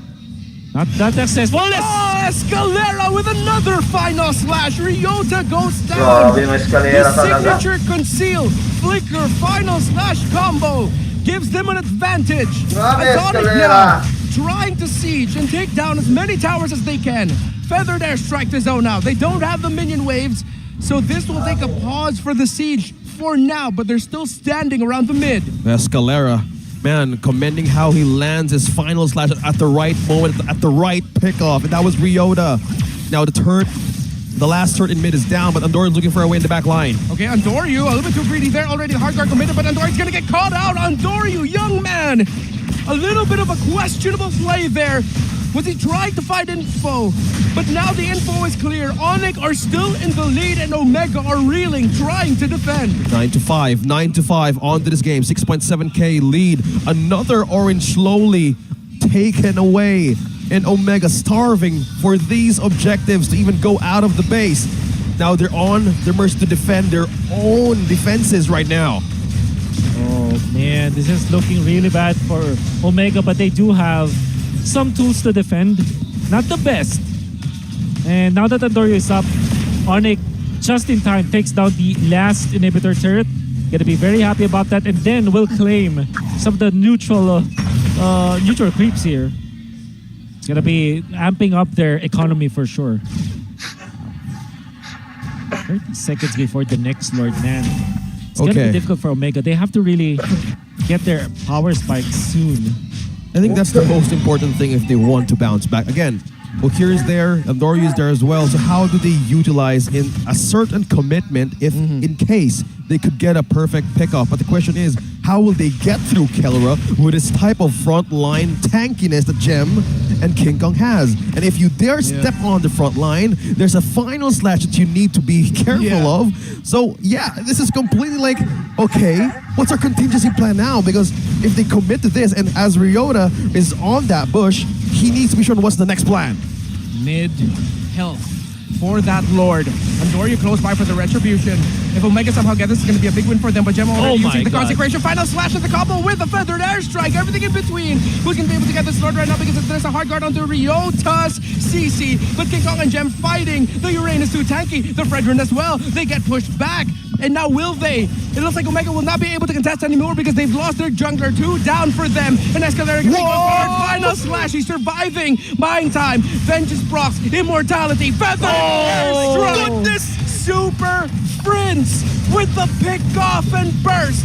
And just like that, in game number 1, it's ONIC time. That's the first point. Check your clocks. It's black and yellow. And that was just completely finishing the game right after Omega wanted to bounce back in that Lord take. Risky, but yeah, Omega sees his potential to quickly end it right away. We're still living in that era for Escalera. This is the period that we're living in right now. I mean, like, okay, just look at that game. He finished 2-1 and 9. Instrumental to so many turnarounds for the side of ONIC. And also, they won a lot of team fights just because of the initiations that they can get from Escalera. The fact that he's able to catch Andoryu all the time, like, his presence and influence in team fights, it's top notch. Yeah, this time, Escalera's final slash feels like a backhand slap. It's like if Escalera was a he'll beat right here, and then sort of bam! And you have a way to like bounce it back again. Yeah. It's not a It's like he does the first lap and the team is like, okay, we do the next one. It's a follow-up thing. All right, I get it. Like right? he does the backhand, the rest of the team does the other slap. Okay, sure. Yeah, it's a good representation. And that is our MVP for this one, Escalera. Match 2 game number 1 MVP. As Wolf of the era of Escalera continues. I don't know what happened. I don't know what happened. What I do know is that he performed so well in this game. Jojo Sanity. Oh my goodness. Of course, there's nothing really special about the MMBIV. This is the standard for Arlott in the roaming role. 92% kill participation and then a very early dominance ice. The concealed build-up, obviously, is also very important. And this is the time where we will talk about timing as well as his decision making. So let's talk about timing first. And we are going to see through the highlights how important that is. The way that he handled his team. Look at that flicker play. And for sure, Jong did not expect that. How was he able to get through that spot, right? His pathing is immaculate. Eventually being taken out, but already did his job with his flicker play. And we are gonna see it once again with his jump on the Vengeance. Actually securing a kill onto Ukir with that additional stun, and then Kelra follows it up. And then look at that, Andoryu, for some reason was exploring in the jungle, and then as well as Jom. Why is it that the positions 1 and 2 of Omega are walking around that river area without a care in the world? That's why they were punished easily by Mr. Escalera. And we are gonna see the Lord fight in here. Ukir jumps, and then Escalera with the flicker play. Once again, catching 2 members of Omega and converting. He holds on to the Lord, and that's the end for Omega in game number 1. Timing and management of the flicker as well as the ultimate. If you're gonna be banning the Louis against Omega, you might as well ban the Arlott instead, because it has been proven that ONIC, with Escalera being their roamer, can still make this Arlott work even when it's a la carte without the Louis combo. Now for Omega, they did try with this sneaky play on the Barrats. It worked before, and it probably worked in their ranked matches and maybe in their scrims, but up against ONIC with a very active gameplay, this kind of slow take from Omega will not work. Surely the Joy is a strong hero with the Angela, but it has been proven that if you cannot match the tempo of ONIC in the early stages with your heroes, it will not be well for you. You will struggle in the early stages. Let's look at the items. By the way, this Athena shield picked up by Kelra, it might be in his, it might be seen in the last slot for Kelra, but this was actually picked up somewhere between 13 and the 15-minute mark, which is supposedly the timing where you're maxed out as Andoryu, almost maxed out with 3-item power spike and the Angela ultimate. That should have been a way to kind of one-shot Kelra, even with the Purify, right? But because of the fact that he picked up the Athena shield, Omega and Andoryu second-guessed going into the backlines against Kelra. Let's take a look at the other stats here. GPM, gonna be favorite Kelra. Sandbag, obviously with Jet, that's a Uranus. I think that's pretty much understood. Self-explanatory. And obviously Escalera with 9 assists, the best wingman in this game. You have to still respect Ryota though. Atoy R with this CC play. And CC Angela is a strong combo, but the way that he punished Kelra twice in this game, like there was a time where it was a consecutive win for Omega just because they were able to jump onto Kelra. And it has been proven that if Ryota is not able to find the angle, that he's not converting it for his team. So what I'm trying to say here is that Ryota made a lot of impact in that game. It's just that Omega wasn't able to, as a team, weren't able to really catch up when it comes to the farm, take advantage of this Joy. And obviously, ONIC has natural damage in the early to the mid stages of the game with this Impure Rage, Thunderbelt Fredrin. Very fast when it comes to taking the jungle. And then is Farsa plus Arlott combo coming out from ONIC, which they proved to be so much of a problem for Omega. Now Omega, although they do have this cheeky play of going for the Barrats in the mid lane, position 4, did not work because it was far too slow. There's nothing to kind of amplify or speed up, boost the speed of this Barret so that it will have the impact in this game. Fortunately, that did not happen. Let's look at Escalera, the very active player coming out from ONIC. Look at him. His first 5 minutes of the game already took over what? 35, maybe about 50% of the map. And he's also looking at the other side of the map. Right? He's conquering the side of outside of Omega, making it so difficult for them to position and obviously have a lot of influence in team fights. Yeah, he really controlled the mid there for ONIC, as you saw in the early game for his heat map. Yeah, even I was asking the same thing, like how with Barrett against the mid laner and of of the again the Farsa. So I was kind of like doing a bounce. How will this actually work? But again, that is ONIC Philippines doing all the work, and that is just how we see things here. That was a thing for the analysis, Wolf. Because right now we want to shout out all our official restreamers from Luzon, Visayas, Mindanao, and all over the world. We have local restreamers and international restreamers from Cambodia, Middle East, North America, Singapore, Malaysia, and Indonesia. And Australia. Yes, that's true. All of them are tuned in to witness our players fight for victory. Again, shout out to my OCC family back there. We just manifested meat pies last week and it came yesterday. Thank you to you guys. Shout out to OCC. Do you still have any of those meat pies I gave you? Sorry, man. It went too quickly. Whatever. Thanks, guys.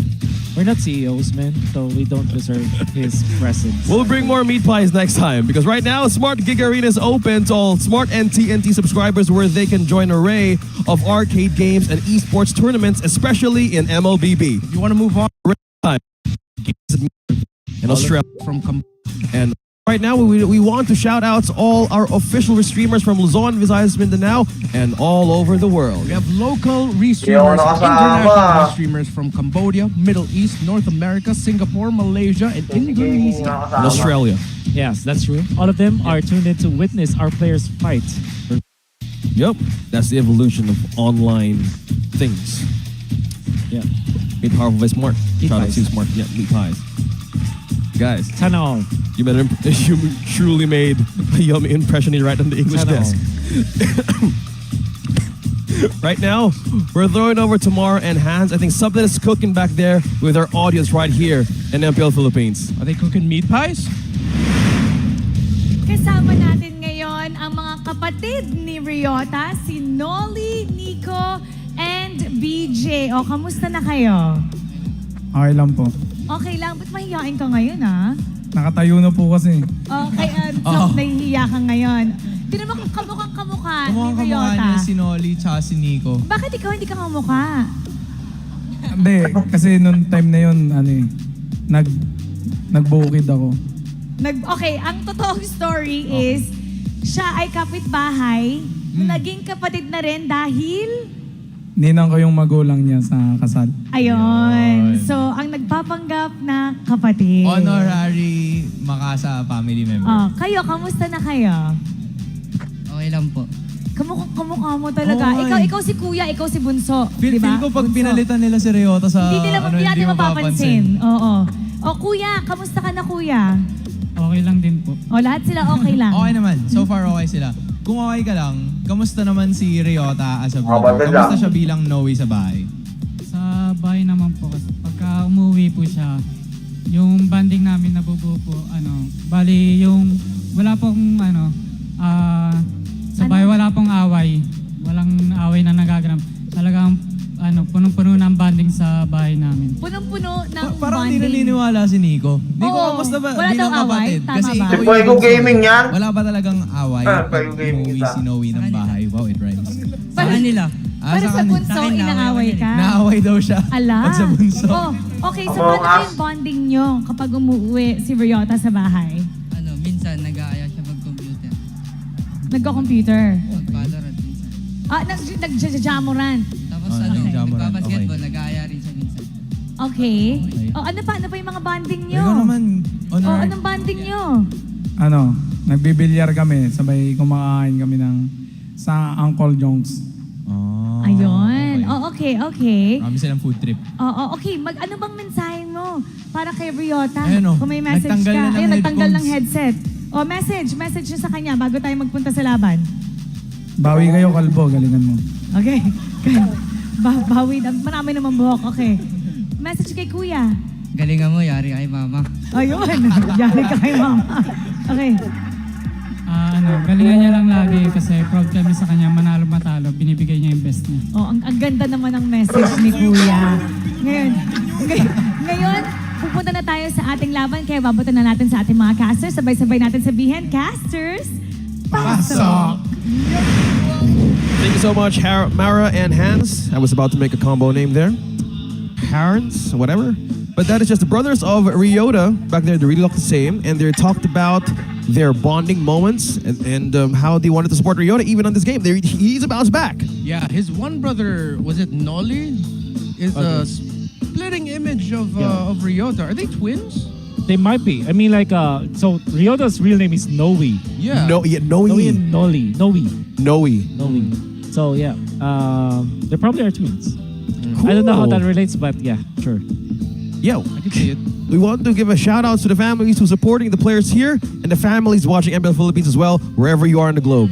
Yeah. You know, every time we have those family interviews, I'm really just waiting for someone to drop like some really embarrassing facts about their siblings. Ooh. Like, it's been a while since we've had that. I think the last time, I don't even remember the last time we had that. Because you know that, I know that's what siblings do. Like, I don't have siblings myself. Yep. But like, if I had a sibling and I was interviewed in an international podcast, I would embarrass my sibling. Right away. Yeah, no Like, questions asked, right? Yeah. Doesn't comb his hair, doesn't take a bath for 3 days, something like that. Yeah, something like that. Yeah, he doesn't wash the plates or something. Yeah. Yeah. Again, tag your sibling in the chat. Yes. Yeah, tell them to join us here. Yeah. Watch MPL with your sibling. And we're getting to the second draft of this series. Now, Smart Omega is on the blue side. Still, red side with ONIC Philippines maintaining that win rate. We have a 78%, but this time around, while respecting the Barretts and the Luoyi, with the 22%, still, they have a way to secure in priority what they want in this game. I think Arlott should be...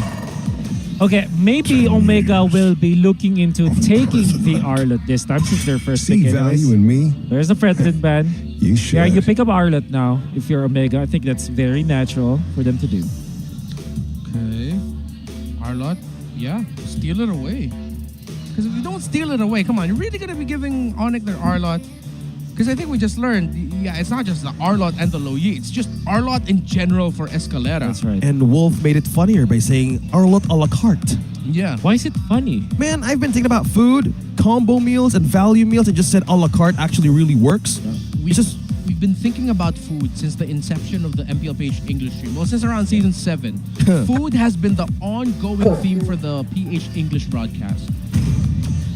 And it's been a fuel for all of us. But this is the fuel of Omega's priority pick. Now they picked themselves, but they responded with Valentina and as well as the Minotaur. We haven't seen these guys on the past few matches, but now this is the response of ONIC Philippines. Instant pick on that one. I think if you're Omega, you pick up the Baxia now. Immediately. It's a hero that is not gonna struggle when there is the Valentina because you don't really, that's not a good way to copy that. But at the same time, you're scared about this Minotaur, right? So yeah, Baxia Kairi, Baxia Roger, maybe for Omega. Want to secure that? We know. Oh, but they kind of want to secure the because they kind of flex the Roger. Maybe that's not the choice. But yeah, I think Baxia just makes a lot of sense here for Omega. For sure. Go ahead. I agree with that. Usually that's what we see happen. You get the Baxia. For sure. And wow, they're going to be giving the Eternal Guard of that Vexana to that Valentina. And Nolan. Wow. No, we missed. Yeah. We actually... Yeah, we kind of missed Christopher, but yeah, that's the 97%. Who the hell? Oh, okay. Yeah. Okay, I understand. Yeah, yeah, you guys, right on point. They still went for the Vexana. And regardless of how this works, it gets like 2 for ONIC Philippines this time. You have the knock-up, you have the burst as well. So, Ken the Nolan. But that is a respect of the chip. Possibly, again, Smart Omega was the first one to actually show it up yesterday. Yeah. And they're still respected. So, for Omega, they're going to be banning out Marksman. I think, usually this goes with Harith or Brody. If you're playing the Nolan because they're really strong at the early stages of the game, or at least in the laning stage. So is Roger. So Roger, Harith, and Brody. Light me up and watch But okay, they target Gem instead. Yeah, does make sense. I mean, he has a relatively wide hero pool, so I think they're just trying to minimize it. And the fact that they're taking away the X-Borg, yeah. I think I have to double check this, but I know Harith hasn't been good against Minotaur this season. Okay. there's something about the Harith, the interactions between Harith and Minotaur. Like, I've always had this theory, like, Minotaur loves going up against heroes with dashes. Like, you'd think, wait, why? That means they have dashes to get away from the Minoan Fury. But it's exactly that. It's they have to commit their dashes just to get away from a Minoan Fury. Good point. Like force out everything out. Like force the power that can come from the Harith. Yeah. Look at the stats right here. Valentina on Super Friends. We have the 50% win rate. Depends on what ultimate he can actually get. But the kill participation, the KDA, still blends with a 50-50%. Again, it depends how this composition revolves around the Valentina. That's true. Yeah, but getting the Arlet and also the the Vexana rather, yeah, that this sets up for a feast for Super Friends on what to actually get. Let's hear from the crowd. TC. I'm thinking Thams for ONIC because that's typically the combo. You need a tanky hero to go with the Minotaur so that you have frontlines because that will not come from the Nolan anymore. So that could be a potential for Gem. Uranus is also available as we've seen before. Magic is my life. So it's the Harith. Okay. So you've mentioned if it's a counter, but this time around they take it with them together with the Minotaur. So I have a theory here. What if Omega picks up something like a Hilda instead? So Hilda and then Nathan. But then again, they will not have physical damage. But Nathan makes sense versus the Harith. Yeah. So is Brody. So I'm thinking Brody plus Hilda actually for Omega. But that's Brohilda. That might not be the best choice, but yeah, it has worked before. Ruby's also available. And then they can go something very simple like a Roger actually, or a Claude. Although maybe not the Claude because there's Minotaur. Favors the gold. Well, okay. So it is a Claude.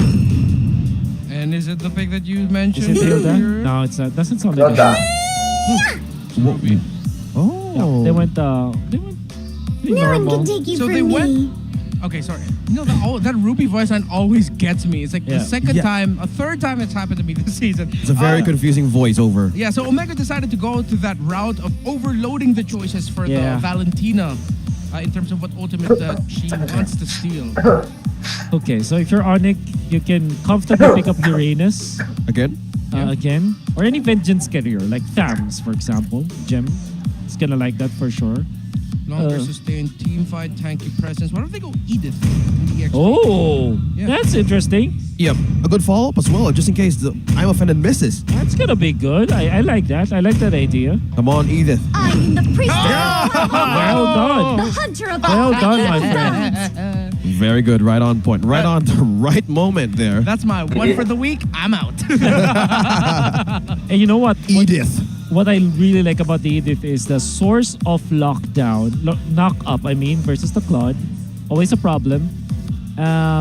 Great synergy with the Minotaur as well. You have so much like combos and knockups. And to be fair, I don't like this Claude at all for Omega. I mean, you understand why they pick it up, but I think it's not gonna work. So between the Edith plus the Nolan Harith combo of ONIC and them getting the Super Friends Valentina, all of those factors together, and then Omega struggling right now. The fact that they pick up the Claude versus the Minotaur, which Minotaur really likes. Man, this could be an easy game for ONIC, honestly. That's the draft. We're looking at Game 2's draft. We're going to have a last look. What do you think in the comments? What do you think, chat? Comment down below. What draft favors this series? Wolf goes to the ONIC Philippines. How about you? Comment down below with the game server, with your game server ID, together with the hashtag ONICPH and OMG. You might win diamonds, 400 diamonds. Again, keep those discussions flowing. We're reading you. We're looking at you. Guys, let's keep this hot and ready for this match. Yeah, a lot of analytical comments in our MLBB esports stream right now. And I love what we're seeing there. A lot of great points. But yeah, please keep it up. And don't forget, hashtag OMG, hashtag ONIC. Get a chance to win 500 diamonds. We're going to be choosing 4 people all throughout the day. What a lucky 4 commenters. Again, and just make sure you comment your game server and your game ID. Right away. Again, we're having the TikTok goodie bag lottery on TikTok. Be sure to power tap once the base or the game is about to end. To score those prizes right here from MPL Philippines. Gonna be it's a little bit of invade from the Nolan. He gets it actually. Okay. That's not a good sign. Backshot usually trumps the Nolan. in the early stage in the jungling pattern, but man, King Kong is already a little bit ahead.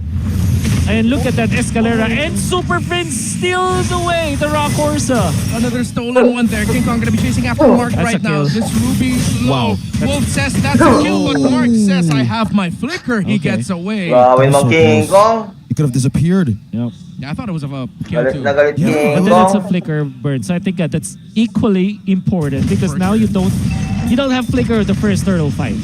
Yeah. Okay, Retribution's both up for these two junglers. Tortoise Brisance available for the Baksha.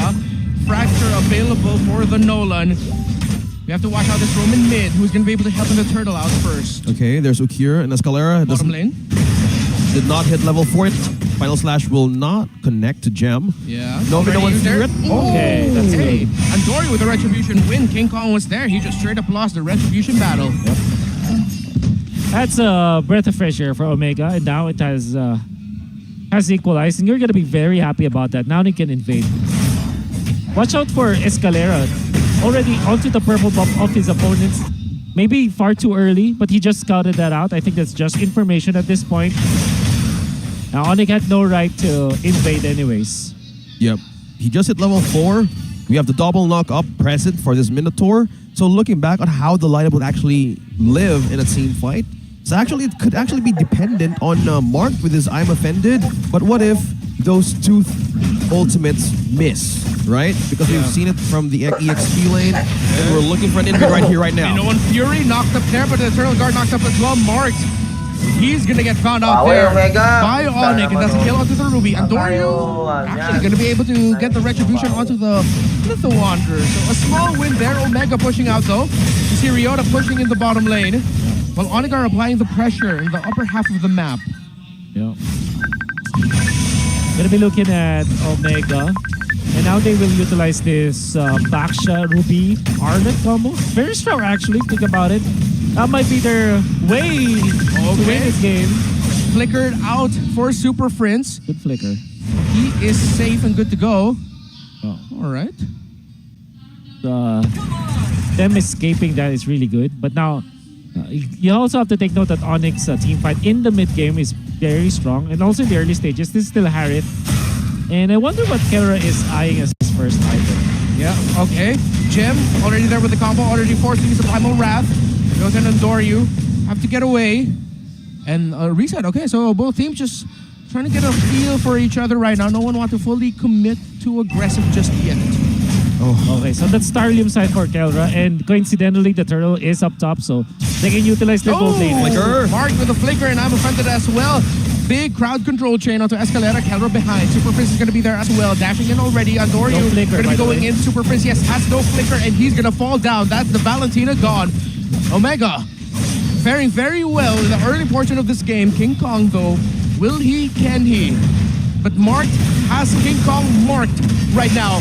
Knock up there by the Minotaur. There's going to be an entry. Gem already with the entry as well. The onward, and that's going to be a big blazing duet. Jome, and that's going to be Andoryu going to be able to get the turtle. Andoryu now going to be chasing after Gem. Kelra dashing in, and now double kill for the Filipino Savage. But can he survive this, and can he get another one? No, he will not. King Kong. Ukir He's already getting chased and taken out by King Kong's Nolan. On point response. ONIC Philippines slowly getting that win out of Omega. Now they're eyeing on this turret right in the mid. Now they're slowly taking it. Andoryu just steps up front. You're not taking this just yet. Yeah. Managed to save it, but ONIC wins a decisive team Feeling fight. ko ang Omega ano taking dito the sa turtle first. Actually won the initial flurry of team fight and tried to go to Escalera. Escalera survives for whatever reason. Who does have the leg plates in the favor and the flicker to get out of there. And then Kelra just goes ham. Gets 2 kills, 1 assist, and now has the Feather of Heaven on top of the Starlium Scythe. My God, that was fast. Dude, 4.7k at 5 minutes. Wow. Yeah, he's just getting gold everywhere. That's not a normal thing to see. He even has the full built boots along with that. Wow. Kelra is loaded. He's loaded for sure. Completely. Just imagining that damage connecting. 2 items already? So how do you even manage to catch this? How to catch the Harith? Oh man, you need guaranteed stuns, right? Yeah. Unfortunately, they will have to just rely on this Ruby.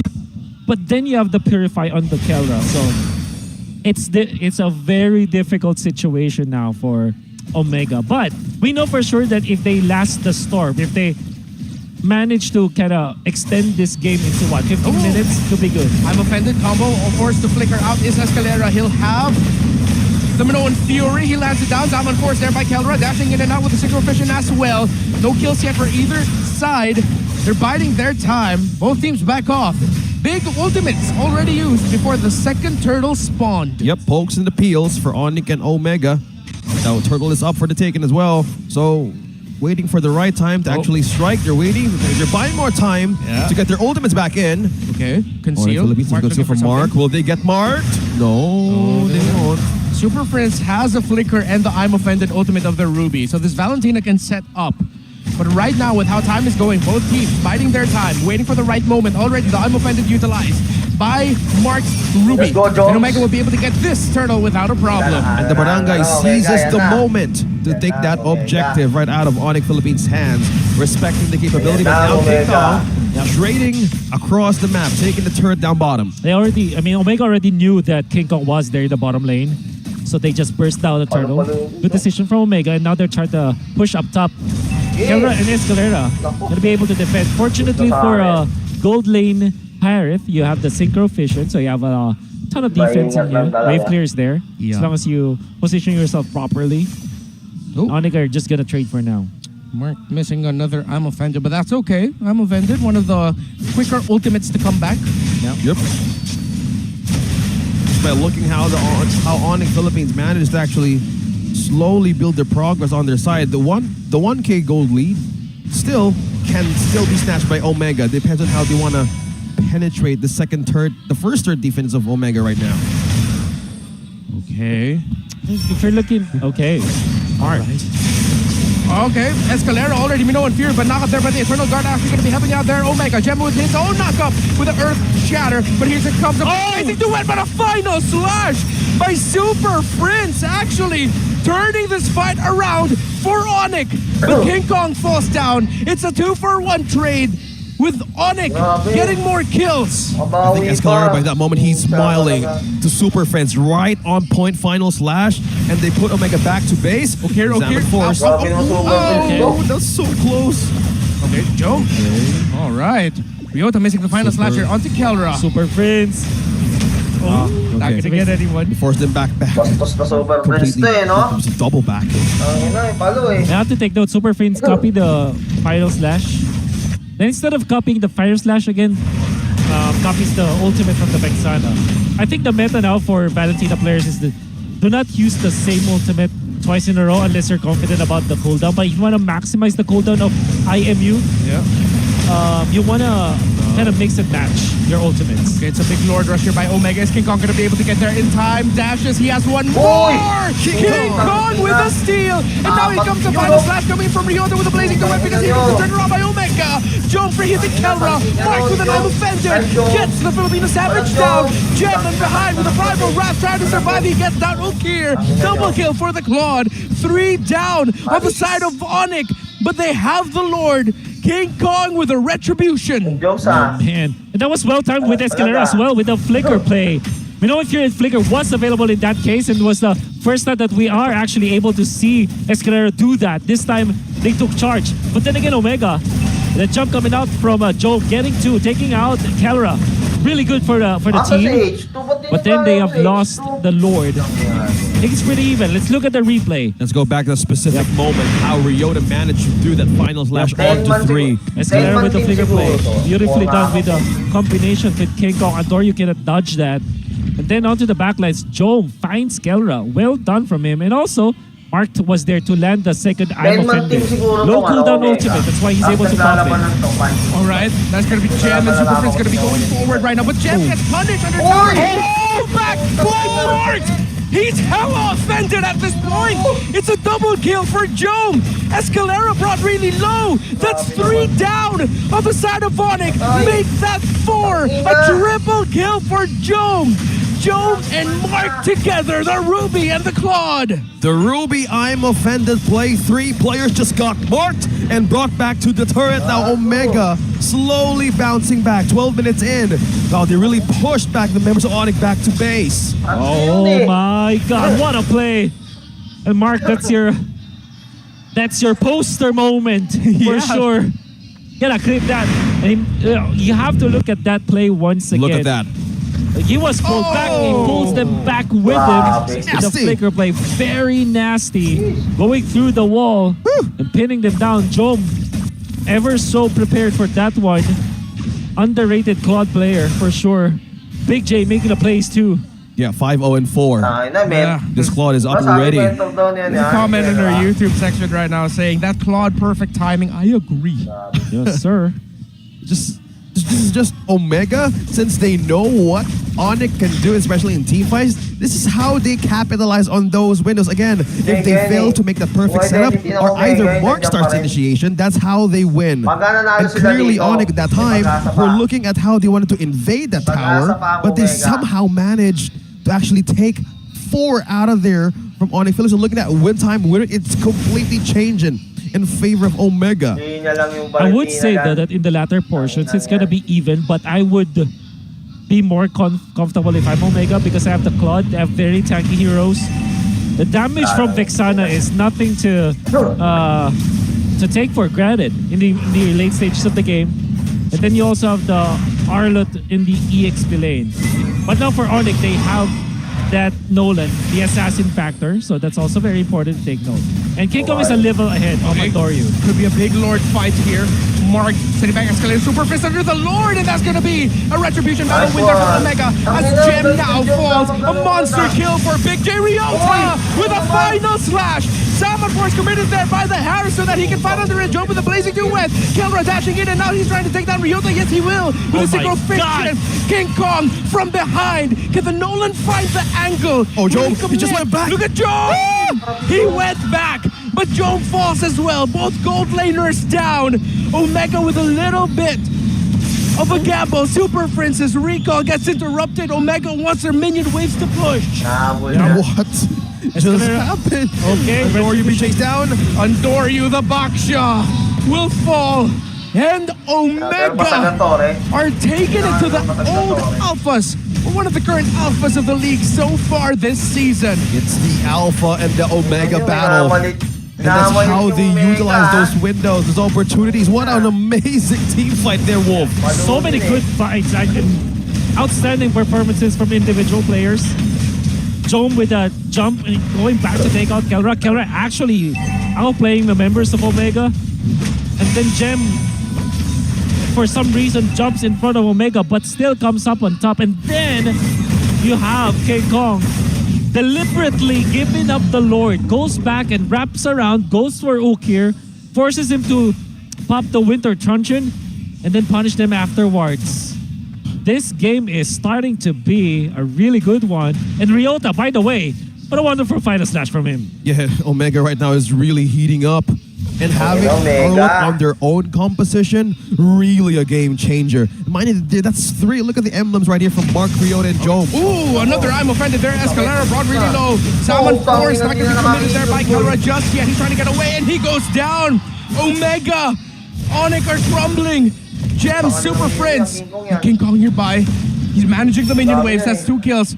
Conceal already committed there. They're trying to find an angle. Is Omega. King Kong dancing around the boxer. Shield unity of Adoryu. Yeah, they were actually ready to chase him down, but that was a quicker way to evade a possible takedown. Omega, with this kind of weird, was just about to leave the game. Now this time around, Jones seizes the opportunity to take down towers down bottom, and slowly they're pushing the pressure right onto ONIC Philippines. Okay. So Escalera's item progression has stopped and only has the flask as well as the dominant size. That's why he was immediately taken out and gone upon by Omega. So you need to get a beef off, pun intended, on this on his Minotaur for sure. Before the next team fight, I think that they will have to look for perhaps a blade armor or maybe a Kiras. For Escalera, they really need that. So ONIC, I don't know if they want to fight this head on. might just Ano na try to ngayon, win ah? this by the macro battle, or maybe King Kong maybe steals the Lord. But if as far as head-on collision is concerned, I think I'm gonna favor Omega in this Lord number 3. Yeah. Oh yeah, so they have our window now to actually strike now, and for all of you watching in the TikTok, go ahead and be ready to strike because we have our live stream viewer rewards for the TikTok goodie bag lottery. Be sure to be ready when the time comes. You better hit that power tap right away. We're about to see on how this game will actually turn up. Okay, Omega brute forcing it. King Kong is going to be well within range. Mark's already with the concealed blade. They're trying to find the angle. He uses the I'm offended onto Escalera. They still don't know where King Kong is. King Kong now already showed himself into the map, and it's still going to be going to Andoryu. ONIC quickly back away, and Omega disciplined as well. They back off. I like the decision from ONIC overall, but then Omega, understanding their power spike, understanding that they're stronger compared to ONIC, made the right decision. ONIC as well. The fact that they only tried to gamble with King Kong, did not get it, immediately went back so that they can defend their turrets. That's going to be a good decision from ONIC, but Omega, the ball's on their court now. They are in control, and they have the Lord on their side. 17 minutes into this game. A huge lead as well. At this time of the game, we're at the later stage, and this is how they wanted to show it done. Omega timers. Yup. It's Omega timers. It's on and it's active. Again, they're fueling all of their losses into learnings. Now they want to bounce back and push this to a game number 3. King Kong with a deep gank angle. Omega have their eyes set. Andoryu spots him out, so it's going to be a 4v4 in the base of ONIC right now. The Baksha isn't here. Ryota trying to find that angle. Jome poking them out. Jome takes a lot of damage. He's brought down to around 40% health. Needs to back off. ONIC will get Omega back, but they lose 2 towers. The Baksha and the Nolan going at it. King Kong backs off as well, so Omega still in control and in the lead. Good decision for them to do that. Very disciplined on that defense. And what they need to do now is to just wait for items. Get the second defense item for Escalera, maybe a third afterwards. Because now he's just running the dominant size and the flask. Somebody has to frontline for ONIC. Gem is also not that tanky enough yet. I think he only has 3 items at this point, so also needs that 4th item defense. Up until that point, they cannot team fight head-on against Omega. Okay, so if Omega has their timers up, ONIC needs to have their time as well. So with that being said, they need to be ready. Either they want to counter-strike, or what could they possibly do with a 70-30? Oh, it's changing by the second. Real-time win rate. Nice. No. Now it also went to 70. Yeah. You see it changing. It's changing. What do you think, chat? Comment down below. It's 2.6 going in the favor of Omega. Don't forget your hashtag, ONIC and OMG. You can actually win diamonds. 4 winners from our YouTube stream. So be sure to participate. There's a good steal. Pull back along with the flicker knockup. Internal Dragon already committed. King Kong trying to find the angle, but Andoryu. Look at Andoryu actually covering the back line of Omega right now. It stops the entry of King Kong and Super Friends. Oh no. Escalera able to get away with the flicker. And now Omega have taken control of the jungle. Yep. ONIC losing resources. Wrong ultimate to copy as well from Super Fritz, and that's Flicker Bird from Escalera. With 11 seconds left before the next Lord, definitely a resource you don't want burned. This is really good for Omega. They have a window now. They have time is in their side as well. Waves pushing in, so they need to capitalize on what they can do to actually end this game against ONIC and to push us to a 3rd game. How about the items now? Is this enough to actually fully counter ONIC's lineup? For Omega, I think that they have the power spikes there. I think their items are pretty good. Especially Roscoe meter available onto Jome. For ONIC, they need more. That is on to Gem as well as Escalera. Escalera has the Athena shield. Mark already using the I'm offended ultimate to terrify. Immortality pop there. Gem goes in with a big earth shatter into the primal wrath. Gem finds Andoryu. And now this could be ONIC's chance to turn it around. King Kong on the backlines. King Kong can find the red tree. Omega going for the reset. And that forces King Kong to readjust just a little bit. Is King Kong going to find someone? Because he'll play. Oh, King Kong. Fracture. Oh! Misses! He misses the flicker final slash. But the fracture already committed. and the conceal as well. Escalera, he's back. He doesn't have the ultimate just yet. He gets taken down. That's going to be a kill for the Claude. Mort, immortality pop. The rover of Omega falls down as well. Super Freeze misses the final slash. Winter Truncheon by Kelra. He buys immortality. They're item trading, but Kelra falls. King Kong, double kill. King Kong, here he comes. The damage takes out Jump. Super Prince and King Kong against Ukir and Ryota. Shut down onto the Vexana. Double kill for the King Kong Nolan. 2v1, 2v1. Ryota. He has immortality. Final slash misses. Antonio is alive, that's why they have to back down. And the waves are pushing up top as well. Oh, there's still... Oh! Goodness! The new general of the Atoy army with a big final slash. But he's not going to be able to secure the kills. The minion waves are coming in. And this fight is not over yet. Base will be safe. That's for sure. Escalera is back. Will actually change his choice of boots. Sold his favor and went for conceal. This might catch his enemies off guard. Interesting choice here coming up from Escalera. And the mindsets of the players as well to survive that team fight. From Winter Truncheon to even for the immortality, that's how they wanted to extend that game and not go back home. But having the eyes on the base as well, so they need to clear out with the waves too. So this time around, ONIC Philippines has 1.5k gold lead. And the moments that they can utilize at Omega's mistakes could actually be at any moment, but depends on who blinks first. Whoever can have the cleaner execution might be better. You heard the ovation of the crowd. Marked, checking that Sharab with his ultimate. Again, I'm offended, comes back quickly. Whew. A moment to breathe. Again, let us remind you the stakes. If ONIC wins this series, 4 playoff slots will be secured. 4 more in total. RSG and Echo will get to secure their playoff slots if ONIC wins this series. If Omega wins this out, then those slots are still up for the taking. Just imagining how the stakes are in the table right now. Yeah. My goodness, it's a domino effect on how ONIC wins this series.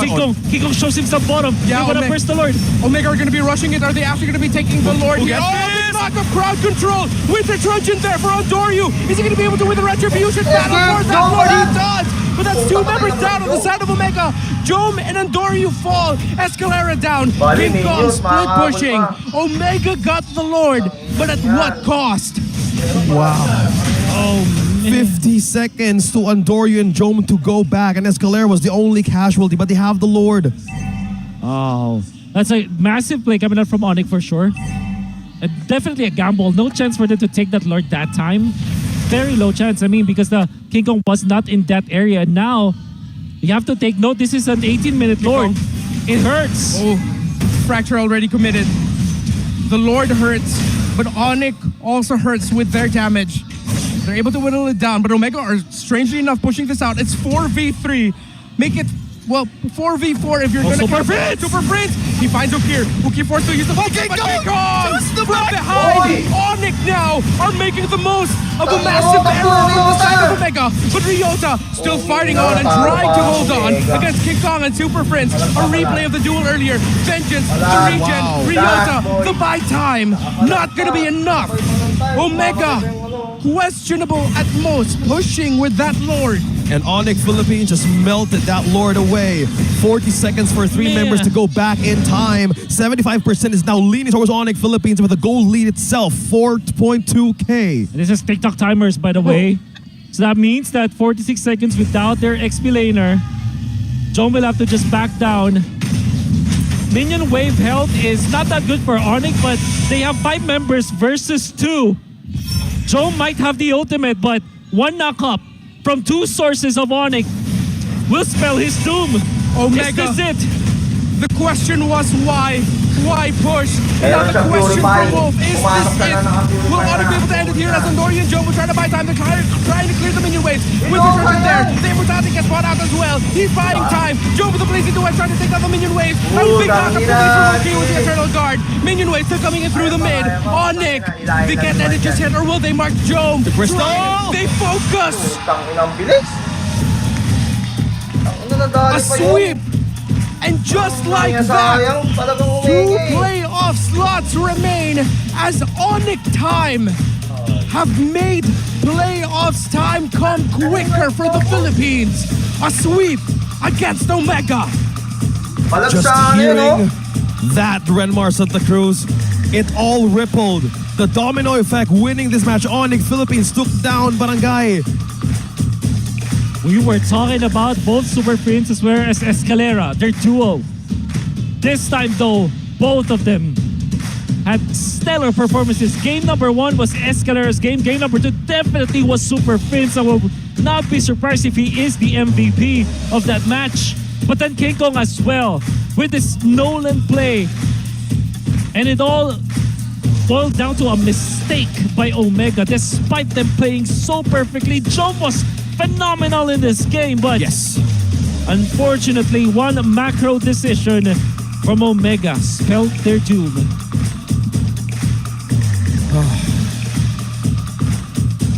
Why push? Yeah, that was the question. That was the question. And again, ONIC Philippines really had a hard time going back to the later stages of the game. It was the opening, it was the door of Omega to actually push it to game number 3.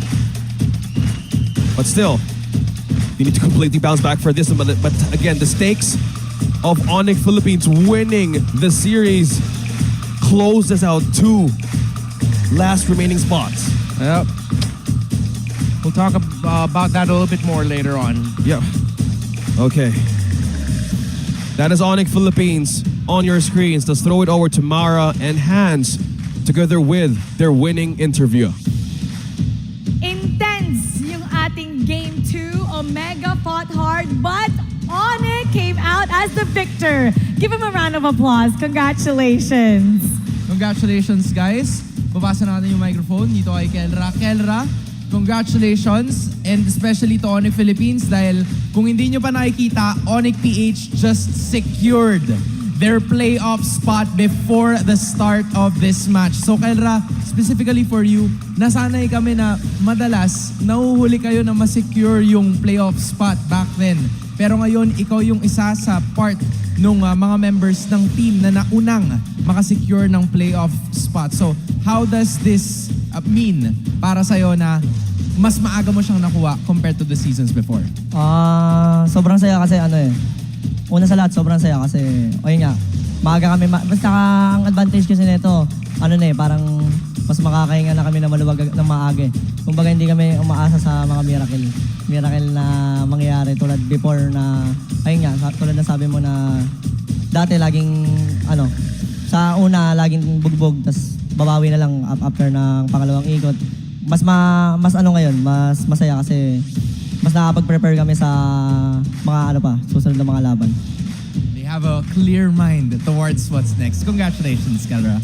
Ito naman, Escalera. Oh, sige. Inom ka muna ng tubig. Kwentuhan mo kami, anong usapan nyo kagabi after the loss last night? At paano kayo nag-reset to bounce back for the game today? Yung lang po, yung kung mga maliliit na detalye kung bakit kami natalo sa RSC. Ayun na yung mga napag-usapan namin. And yung nakalaban namin yung RSC, nakita rin namin yung mga weakness namin. Kaya ayan, medyo marami rin kami natutunan sa amin. Ano pa dapat namin asahan ngayon na playoff secured na kayo? Kasi everyone's saying kayo yung super family. So what else can we expect from ONIC? Coach, ano daw expect ko? O sige, tulungan daw siya, tulungan. Call a friend, call a friend. Call a friend, call a friend. Yun nga, gagawin namin yung best namin as a family and papakita namin na yun nga, deserving kami dito. Coach, kanina... Ay, nga pala, congrats kay King Kong. First time, shout out si King Kong, first time sa playoffs. Let's give him a round of applause.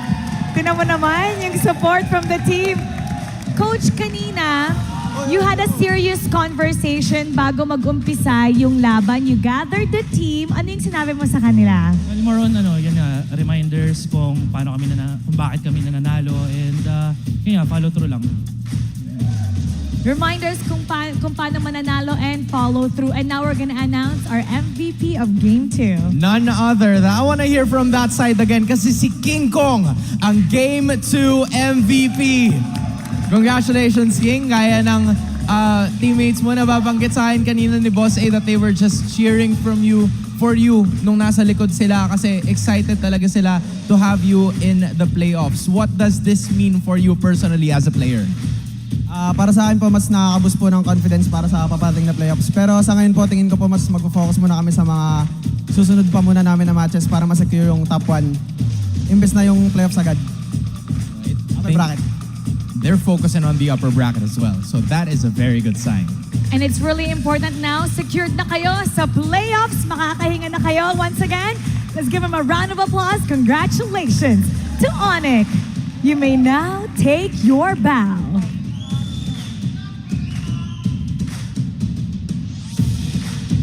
And take your walk of victory. ONIC Philippines secured na sa ating playoffs pero ngayon ang gusto nila ma-secure yung upper bracket. Alam mo, ang dami sa kanila na medyo naninibago in this situation but I think they wouldn't have it any other way. A playoff win is something that they would look forward to. But now, one game at a time. And we're also looking forward to what our casters have to say. We're gonna break it down for you. Casters, paso. And that was a hard-fought sweep. King Kong, Kelra, everybody in ONIC Philippines, man, the performance on how they put their blood, sweat, and tears into that game secured a playoff spot. Again, earlier, before their match went in, they're already secured because APBR's win. Now with that, 4 teams are in the playoffs as well.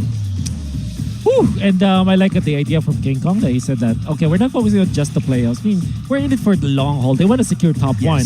And securing top 1 actually, practically speaking, secures top 4 at least overall. Yeah. You know, team. So that's cool. Yeah. Since Omega, again, max possible points decreased after ONIC's 2-0 victory. Echo and RSG have also secured their playoff spot, as we've mentioned. That's right. Amazing. Again, it's a good point to ponder on the long haul, how the seeds will go into the playoffs. Yeah. Earlier on in this season, I said on broadcast, like if ever there's teams consistently winning and teams consistently losing, we might get playoffs by week 5. And that's right. Got it. Whew. And let's look at the MVP. Was announced that it was King Kong. I do agree, but I feel like Super Prince also played this well. But King Kong, yeah, they had a lot of impact in this game. Be it for the good or the bad, but it was an overall team decision. That's one thing that I will have to take note about King Kong and the way that he played in this game because there were some split push calls from the team that looked, at least in the uninitiated eye, a weird decision, but in the end it worked. Now, how about this steal coming out from King Kong, but it was backed up with Escalera just jumping in and popping the Minoan Fury. That was really good to look at. And then eventually, the win coming out from ONIC when it comes to team fights. Keller still was taken out, and Omega's feeling their strength in this particular part in the game. And then, look at that, marked with his poster moment for sure. Snagging the entirety of ONIC with Jom following up with a kill. Then eventually this team fight coming out from Omega. And then Gem finds Andorio, which was really, really good. That prompted Omega to just back down and not secure the Lord for now. ONIC still obliged to the team fight, and they managed to take out Mark afterwards, but Jom was phenomenal in this game. However, will be forced out by that Gem Edith. Eventually will be taken out. And now it's up to Ryota for his own moment in this game. Immortality is up. He knows that he can take out Super Prince, and he did force that one. Escalera jumping, and then Gem, the ultimate. That will be then Super Prince popping that Rupee ultimate and together with the Nolan play. And now, here we go. This is why I felt like Super Prince is the MVP. Gets almost 1 kill, and then it was Nolan to finish it off. And how about that push coming out from ONIC? Very disciplined. Jom could have entered. Because like we said, even when he has the ultimate and even when he's a Claude, he is a Claude with 1 Purify going up against a Terrify, a knock-up from the Minoan Fury and the Roar, and then the jump and the stomp, I mean. And then obviously you have Edith with another knock-up. So there were so many knock-up choices coming out from ONIC, and Jom can only survive one of it. That's why you will notice that Jom, as he was defending against ONIC, he was just looking for the timing, and ONIC did not let that timing happen. So big props to ONIC for forcing that error coming out from Jom. And Jom can do anything about that. I had to wait for Ukir, but unfortunately ONIC managed that as well. finding the Vexana immediately after just one or two spells coming out from Vexana. They already found him already. And then they have taken out that Vexana, the hero that could have defended against ONIC. Let's look at the other stats here. The carry coming out from Jom, 114.6k damage. Do not sleep on his Claude play. He is amazing with that hero. And then King Kong with a massive GPM, especially because he's controlling the map anyways. And Super Prince, look at that. 14 assists out of the 23 for ONIC. So the other stats here. Damage taken, obviously Escalator is going to take that as the Minotaur. Very natural for them to take that. Gem. And interestingly, Ryota, with the way that he survives many of the clash, that's why they're able to take more damage compared to Gem, despite Gem being an Edith. And Kelra tanking it like a pro. 108k damage received as the gold laner. That's a lot. And then if we're looking at the battle between the two damage dealers, the battle between the gold laners, Kelra did not go down without a fight. 93,000 compared to 100,000 from Job. And then the GPM, very close between our two gold laners. And in the end, it was a very even fight when it comes to the economy. And I would say that it wasn't the economy that kind of ended this game, but it was actually the thing that prolonged this game. Where a lot of times where ONIC find struggles on tanking up and manning up against Omega because they didn't have enough economy to buy imported items on imported heroes like Escalera. But in the end, you can see the strength of their composition in the ultra late game. 8 map obviously coming out from King Kong. The fact that he was able to get level 4 faster but then losing the fight against Andorio in that first turtle fight meant that this will indeed be a very close game. And it was a very close game. You can see that King Kong as well as Andorio, good red-free battle between the two of them. In the end though, it was ONIC who wins it. You can see that there's a lot of hero performances. I think that Super Friends played this well. King Kong played this well in the macro level, the micro as well individually as a Nolan, being a true assassin in this game. A wonderful fight for sure. And a wonderful match as well. Now, we're about to witness our star match of the day. It's MNNE and Blacklist International. Will this be a sweep or will this be a 3-game? Because again, this is the second series and everything was a sweep. Yeah, this is heavy. This means a lot. If MNNE beat Blacklist International, they solidify themselves as the new inheritors of that healing playstyle. That's right. If Blacklist wins this, then the battle for the last 2 playoff slots will get even more interesting and spicy. That's right.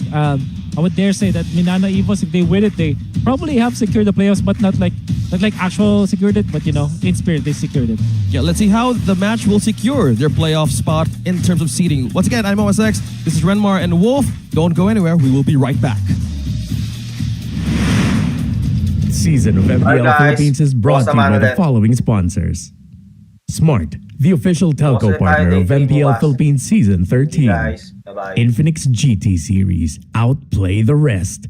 Experience the MPL PH Season 13 action live at Shooting Gallery Studios. Tickets are now available on our official ticketing partner at /event.com.